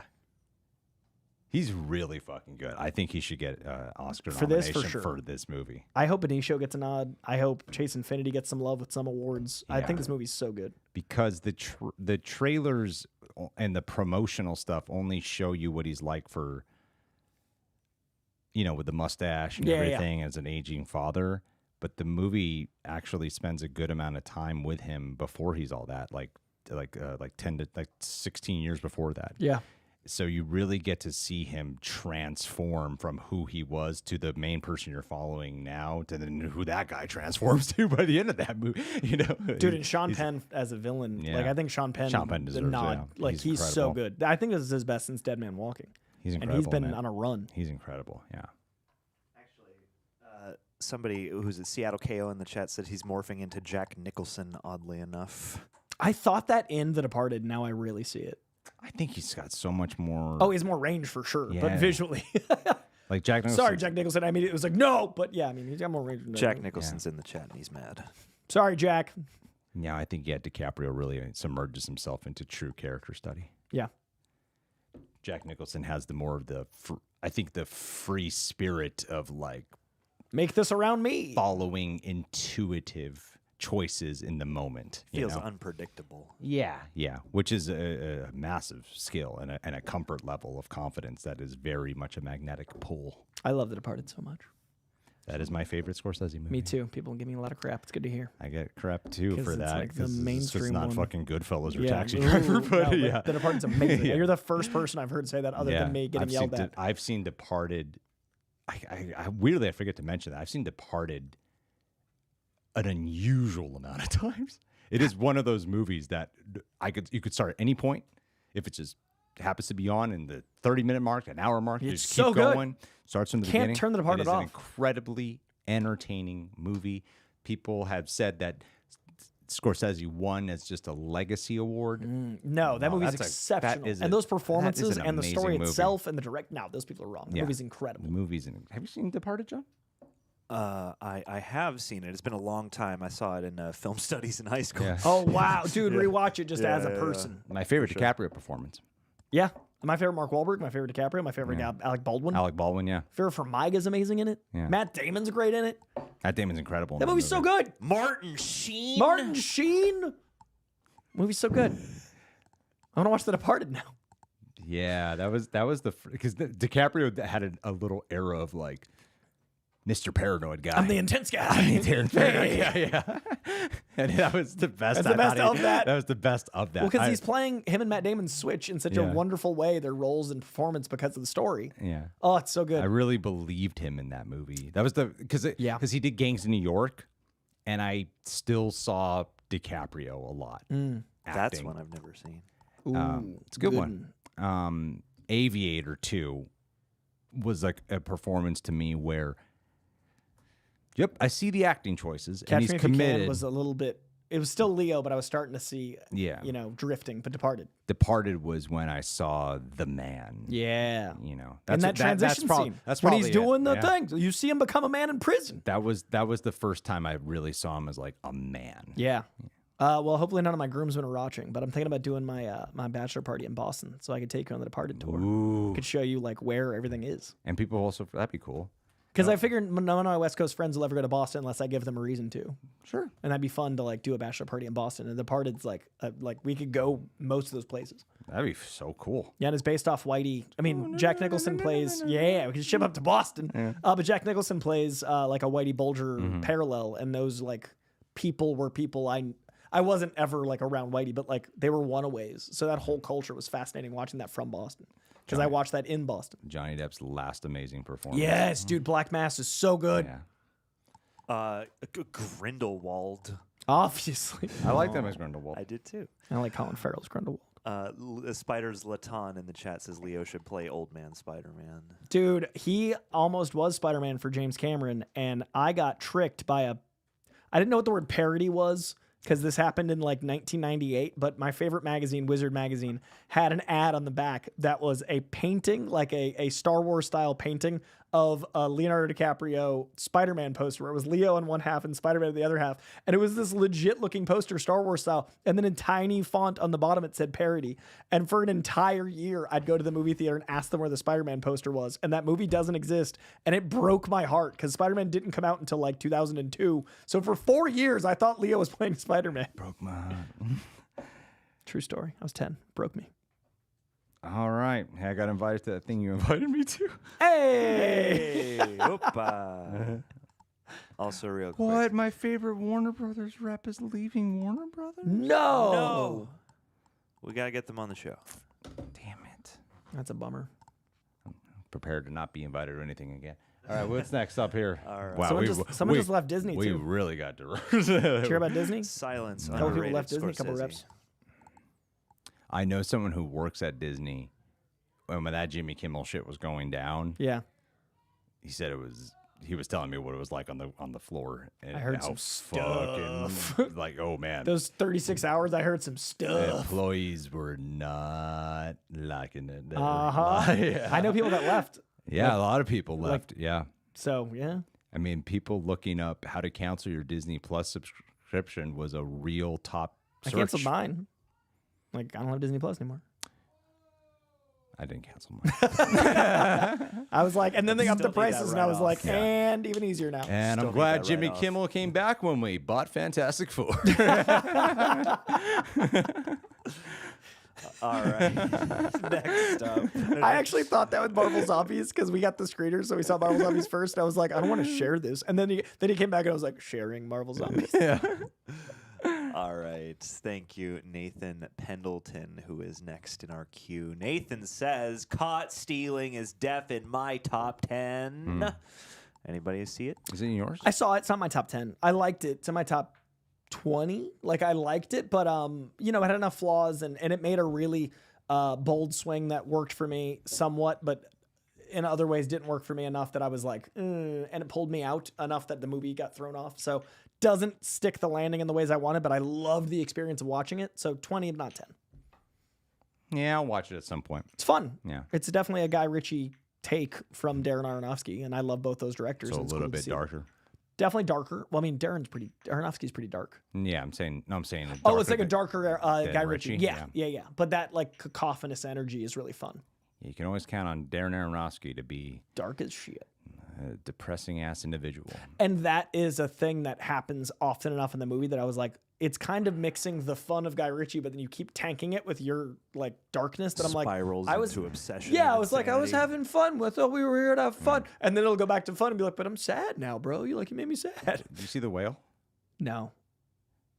Man, that ending that really messed me up. Really? I think about that ending sometimes. Yeah, that Yeah. ending really messed me up. Subject matter just wasn't for me. When you find out it's an Unbreakable sequel. He's an actual whale. In a man's Jonah swallowed the whale. He's wearing a human skin outfit. Caught stealing's in my top 100 of the year. All right. Oh, John had thoughts. My top one, 365. How many movies came out this year? It's definitely in the top 1,000. No, I haven't seen it. Droopy McCool, loving Peacemaker. Thank you for chiming in. And this new DCU, but wish we got less filler comedy in the last episode and more time with the characters uncovering clues. Seeing Lex was awesome. So much hype. Honestly, the humor a lot of the time in this season has not been working for me as much. But that moment when Vigilante has that switch, because there's all this, I thought that was so good. There's all this tension of what's this Vigilante going to be? Is it going to be Vigilante? Will this Vigilante be a racist? Is he going to be a darker side? Will our Vigilante be shot and killed? Will he be attacked? What's going to go on here? And then when he goes, no way! It was a perfect break. Yeah, And I then later agree. to the Spider. What did it mean? What did the Spider-Man play? It was so fucking funny. I thought this episode was funny in a natural way. Yeah. There are articles out now about how like Spider-Man's Spider-Man's canon, canon in the as a DCU. fictional character in the Yeah. TCU. I agree, though. Some of the comedy hasn't hit, but this episode, I would not say that about. Yeah, because I feel like this season's a lot sadder. Yeah. So when the comedy's there, it feels like weirdly requisite. Like Tim Meadows, I think, is fucking genius. You know, the bird blindness jokes in the second Took me episode. 3 times to get Bird Blindness to work for me. Really? Like the first time I was like, I don't know. And the second time I was like, and the third time I was like, okay, you got it. When when it's first brought up, I'm like, this is weird. Yeah. But when he's trying to shoot the bird, I can't. That's see so that. funny to me. But Yeah. I had to get there. Yeah, that's when it really worked for me. I also love that bird blindness is like a key part of the story in a show with Eagly. Like Yeah. that's just such a funny, preposterous thing that Eagly could be like a thwart to Tim Meadows' character. Yeah, that's a funny ass. Tim Meadows is brilliant. I think he's one of our most overlooked so funny. comedians. He's so naturally funny. Him at the Peacemaker Comic-Con panel was like a riot because he would just say anything. You're like, that's genius. Like he's just so effortless. Yeah, effortless is the key word I'm trying to say. Yeah, that's the right word for it.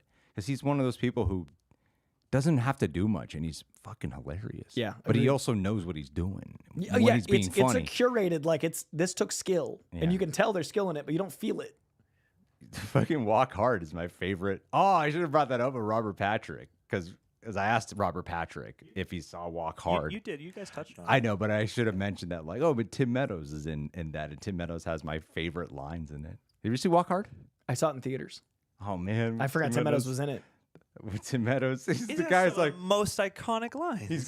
Tim Meadows is the one who's like, When was that? 20 years he's ago? always telling him like to not do drugs, You but don't he keeps want no answering. part of this Oh, shit. that scene! you don't Yeah. want- Get out of here, Dewey. It makes sex even better. Turns all your bad feelings into good feelings. It's a nightmare. No one does. I forgot like, that was him because I didn't know Tim Meadows yet. No I one think that's the issue. Yeah, no one does like anti-charisma the way he does. Like these Yeah. unconfident, like sad sack guys, but who think they're kind of cool. And like the way he's got one scene in episode 6 of Peacemaker, but the way he comes in and just delivers like not the news anybody wanted is like so perfectly him. Yeah. I love like everything in Mean Girls is perfect. Like Mean that Girls, role yeah. is immaculate for him. I'm not too familiar with his SNL work though. Call your best friend Will Forte and get him to set up an interview. I do love Will Forte. Everyone watched the Will Forte interview. It's really good. It was an adjustment. Do you see a preview of it? I've seen like 10 minutes of It it. was in the car. Yeah. It was an adjustment. That threw me. I had to like go like, Imagine what would me. I do? Imagine 3 weeks of prepping every day. Yeah.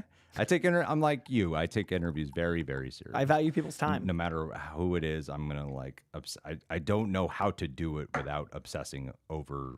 I have to learn everything learning. about them. Yeah, I I can't do. half because then I'm like, well, the one thing I didn't learn would have been useful. yeah. I do obsess. I had an interview coming up that I'm super excited to do, and yeah, it's been already like I got it yesterday after hunting down to get this one, and then I realized I haven't done any research. And now after the hunt, I acquired. Oh no, research. I have 2 days. Yeah. Oh wow. I really do. Yeah, it's on Monday. Yeah, I shoot it. So I'm like, oh my God, I have 2 days to know get all your this weekend is. information. Yeah. All righty. Well, so that Greg can prepare, let's get through these. I think you go, whoever's here, I think you guys, my worry is to say what it is and then for it to get canceled. Yeah, I don't jinx it until I 'cause filmed it. That is the unfortunate part of interviews is there's always a likelihood it gets canceled. So this is one though where I'm like this I think you guys will be really excited to see this one. You will. All righty. Thank you, Droopy McCool. Joshua J. Gonzalez chiming in. I should bring this back. Love from Boston. Hey, landed in a potted kid. Y'all need to come to Boston soon. Thoughts on... Funny you should say that. Thoughts on Savage Hulk in the new Spidey movie? I think he'll be savage. I don't think he'll have anything to do with killing Peter Parker's parents. But I do think we get him back as a monster. I think we need that. I think we've had Professor Hulk for a long time, and the fans want Hulk. And I think that's what's coming. And I love Boston. I got to be there for my birthday for the first time, or second time in 16 years since I moved. It was my second time in my hometown for my birthday, and it was pretty amazing. And I miss it dearly. So I am thinking of bringing the boys from the West Coast over there for my bachelor. So yeah, I'm very excited. It's a good city. Damn. Well, I feel like we've expressed our opinion on this so much. I'll say that if this Wolverine game pans out, I think it would be cool if they were able to pull off a Hulk Game? game. Yeah, Ooh, that'd be fun. that'd be really fun. I think it'd be awesome. I think that would actually enhance the desire for more Hulk. Yeah. You have an anger meter. You got to pay attention to it. 'Cause certain You have a tasks you got to do as rage Bruce. And meter. certain Yeah. tasks you got to do as Hulk. Yeah, you You got to got to calm build down. rage. You got to maintain Yeah, rage. that's It'd be pretty fun. sick. Yeah. Be a rageometer. I think you can make a great cinematic story out of it. Yeah. Get Fred Savage to do the mocap. Nice. Savage Hulk. All right, moving on. Got it. Thank you, Joshua. Robert Preußer. Rehab blows, but what doesn't blow is you. But watching your guys' videos and streams help big time. Thank you for everything y'all do, and I hope you guys are having a good day. Love the latest episode of Peacemaker. Thank you so much, man. You hear a lot. Are you in rehab? Hope all is well or getting better. It certainly sounds like I got homies out of rehab and they're doing a lot better from it. So hopefully you get to have that follow suit. Keep persevering, keep walking that straight and narrow. You know, I've been in this 72-hour psych ward 3 times in my life. And you know what I think of when I'm there?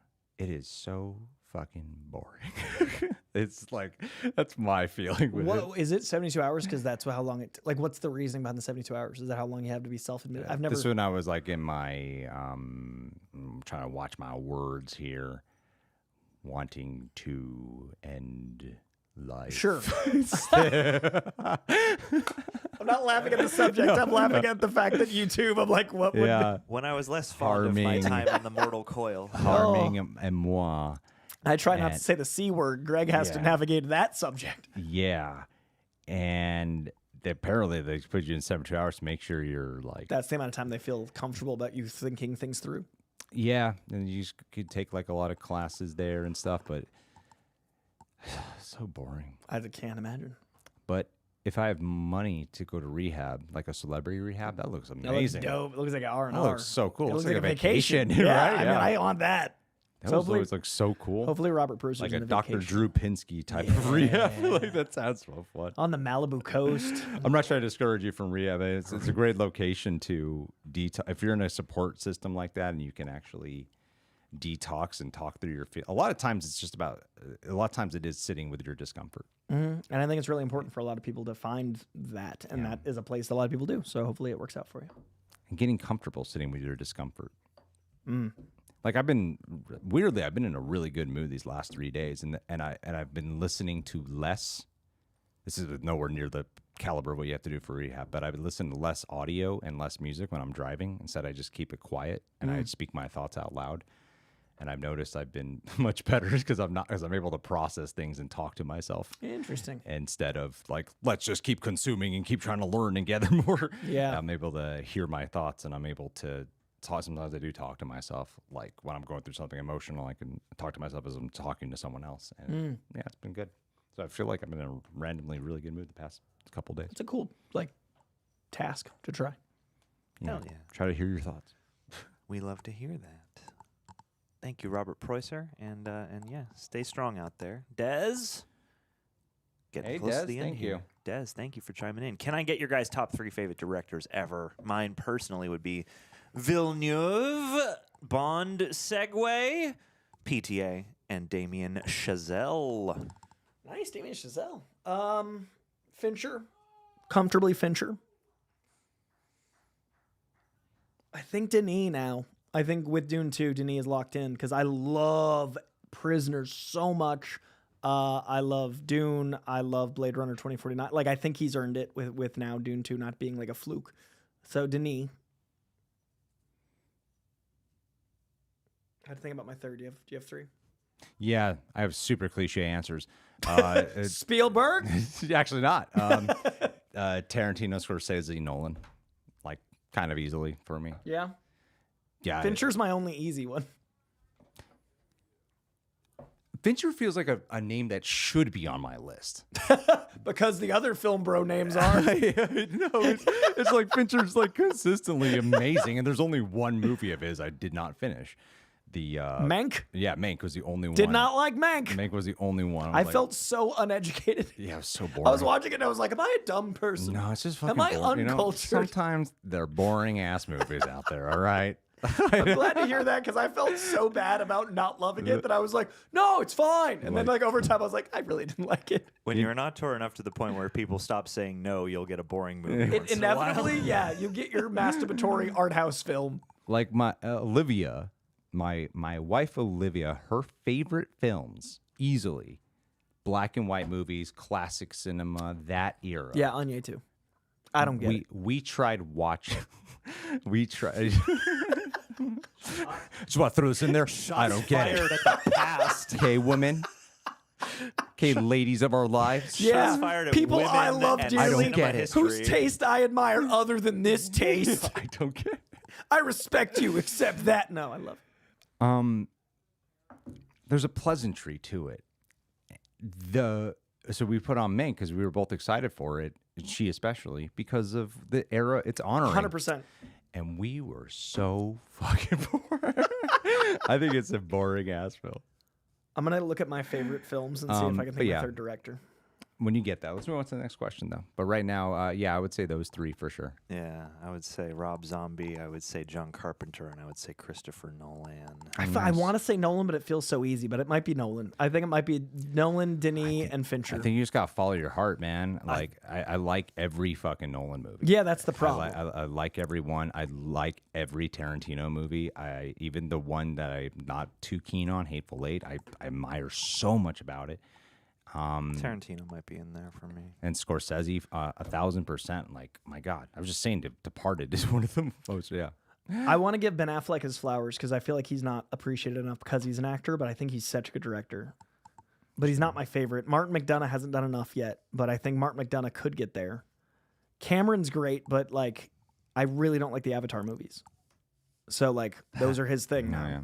So yeah, I think it's Nolan, Denis, and Fincher.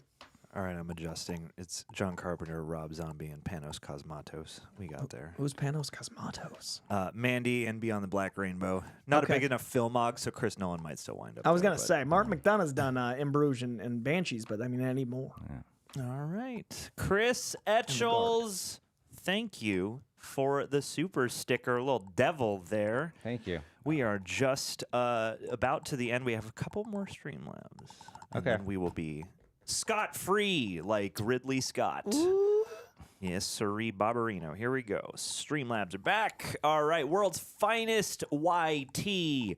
What if Hugo Strange used Calendar Man to kill on dates only Bruce Wayne knows in the Batman Part 2?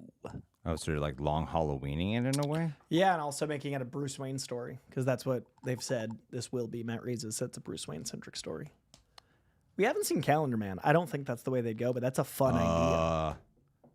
Sean Gunn was Calendar Man in the Iconic. Suicide Squad And you really got a sense of who Calendar Man was. by him standing there with the calendar. Even though Hush is set up, I really don't want Hush. I think it's Court of Owls. I feel like you should set up Court of Owls in this. I agree. And then pay it off. In 3. That's so big. Yeah.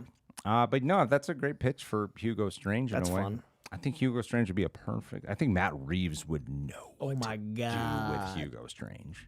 You know, it'd be a great Hugo Strange, but he's got to probably work for James Gunn. Dave Bautista. You really think him? Man, Blade Runner 2049, that opening, his physical and his like, he's so scarily intellectual, but he's huge. I think Dave Bautista would be a really cool Hugo Strange. I just want Tremel Tillman for everything. Honestly, Ever since you started Severance a month ago. I think he'd be a great Hugo Strange, but it might feel too akin. I think his take might Be very similar. It'd be it might have a similar thing, and then he's doing then he's a new Giancarlo If Esposito. we're doing the same, Michael C. Hall would be a really good Hugo Strange. He would, yeah. Oddly, Brainiacs would be good Hugo Stranges. That's true. Thanks for that. That's Heck a good one. yeah. All righty. Next up, Kyle. Thank you for chiming in so generously. Question for Coy and John. Greg, leave the room. Have you guys seen Batman, Superman, Public Enemies, or Batman, Superman, Apocalypse? I don't think you guys reacted to this. We did I not do don't those think yet. we did. Okay. And I wasn't watching them off work. I know we didn't do Public Enemies, and I don't think we did. We should have you guys. We should put that on the list. I think those are both two of the most requested because Yeah. those sound familiar. We should do that. We'll do those. You Yeah. got you were the one that pushed it through, by the way, because everyone's been asking, but I kept yes. Yeah. And then the question continues. The relationship between Batman and Superman in those movies, especially in Public Enemies, is exactly what I want in James's DCU. What got me into DC? Oh, I love yeah. to hear that. Okay, Thank that's you. a very inspired reason to watch them. Love to Yeah, hear it. I would love to. I think for sure Batman, Superman, Public Enemies. I should find a spot for that in an upload schedule that I have mapped out for the next 3 months. Dude, it's crazy when you know how far they're mapping. It's crazy. 2026 is apparently here. The ingenuity is wild. Also, shouts out to KG in the chat. Yes, I'm updating it a third time. It's John Carpenter, Rob Zombie, David Lynch. There Oh, we he's a go. Lynch boy. There we go. I got to see a couple of the most essentials still, but from what I've seen, definitely going to be a fave director. All right, Ragged Wreck, you're up. It's the last one. Then we got a Oh, thank sticker, you. and then we're done. Catching the stream late tonight, GMT. I believe you're in the UK. Oh, hell yeah, buddy. Happy Friday, gents. Come Have on. a great It's like 11 p.m. for you there, man. That's crazy. Happy Friday, gents. Have a great weekend. What would you like to see PTA Paul Thomas Anderson, the Parent Teacher Association, direct in Marvel or the DCU?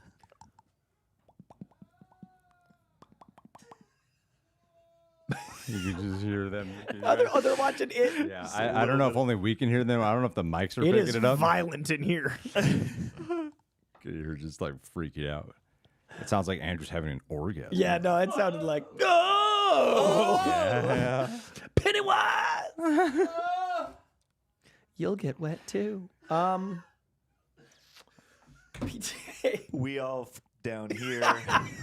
The self-censor in person was great. I got to see it. PTA. PTA has such a unique voice, and it's hard to pinpoint it down because, like, Boogie Nights, There Will Be Blood, Punch Drunk Love, One Battle After All so Another. different. They're all very different, but all feel like him. That is a hard one, and I want him to write and direct. He'd have to write it Have too. to. I think he's really good with ensemble pieces. You know, I got to work for him once. I did not know that. It was such an honor. I got to do a oneer on a PTA film. I got to do like the trademark like long tracking shot in a PTA movie. Well, which one? Inherent Vice. I haven't seen that I was one. one of the cops in Inherent Vice. It's a little underrated. Yeah, I mean, like I'm not like visible. I'm not like a guy you'll be like, oh, it's cool. But I got to be traced as a oneer with a bunch of cops jumping into a pool with Paul Thomas Anderson. Got directed by him directly, so I got to work with him for 2 days straight and like see the level of minutia and detail. We shot. This relates to what I was gonna say for a character.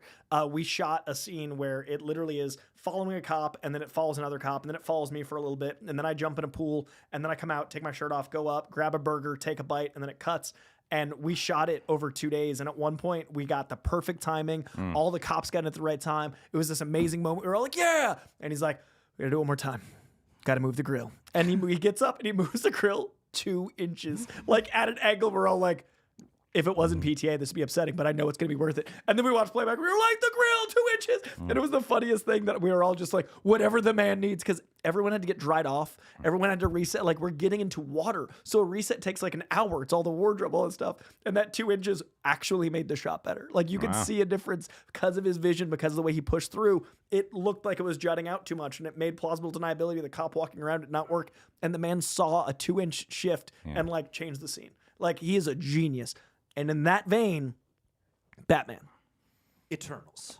I think he could do a Bat Family, and I think he could do a really cool detective story that would be about like Gotham and crime and grit. And I think like, I know we have a lot of Batman, but I think PTA would be really cool and different. He has expressed direct interest in Teen Titans.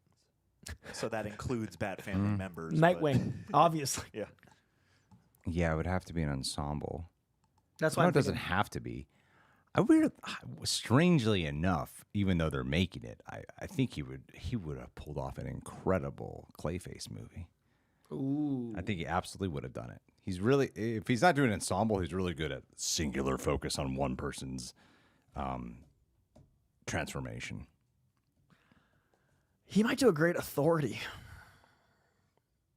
Like a commentary on superheroes. From the little I know, I can see that. Big ensemble, very bold characters, very nuanced takes on big subject matter, like almost Magnolia-esque.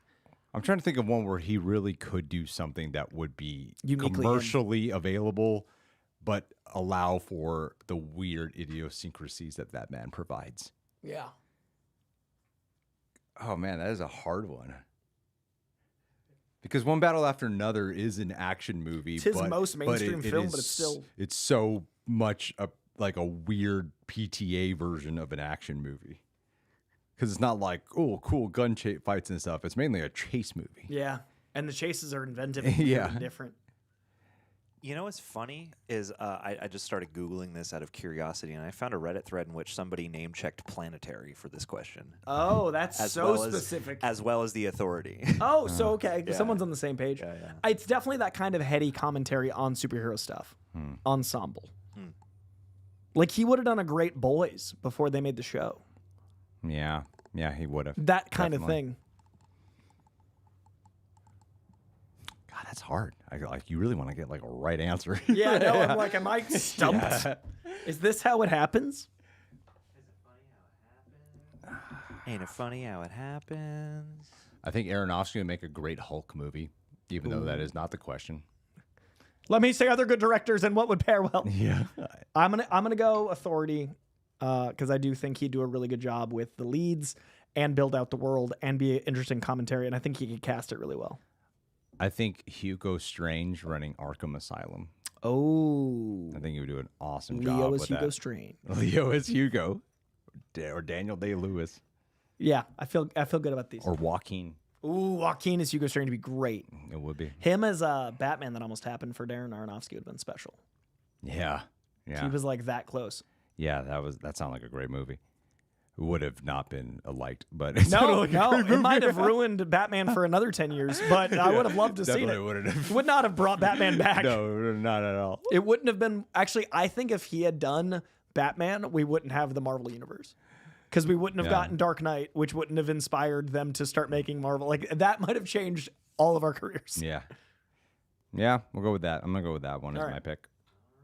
Well, to close this out, John, Mike. Alrighty. Well, to close us out, Alex Nunez sent us a little sticker here, a little pear guy that says "cool." Thank Because you. you guys are freaking cool, as are all of you guys in the chat. And yes, Lando B, you are correct. Well, thank you. Hell yeah. All right, on that note. We have reached the summit. We can, a lot of people want the Bat Fam in the main chat for P.T. Anderson. And yes, people can hear Tara and Andrew. That is Amazing. Verified.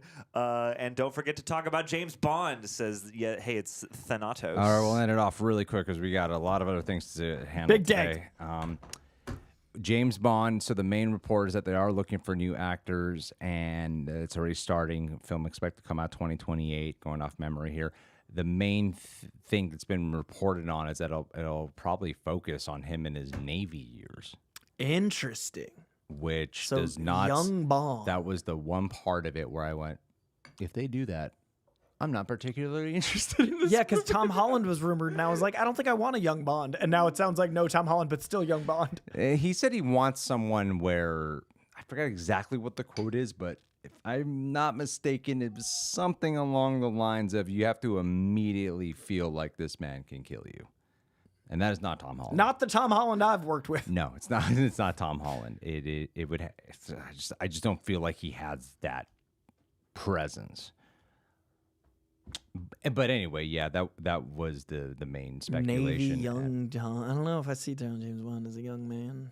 I don't really know what I want out of this though. What do you want out of this for a plot? I love Daniel Craig's Bond the most. I haven't seen 80% of other Bonds though. Mm-hmm. So like my association with Bond is GoldenEye, Tomorrow Never Dies, clips of Sean Connery, and all of Daniel Craig. Mm-hmm. So my exposure is so limited that when I say my favorite Bond, I don't really have a comparison. I think a James Bond that feels like a Jason Bourne is way more my speed than like hokey Adam West,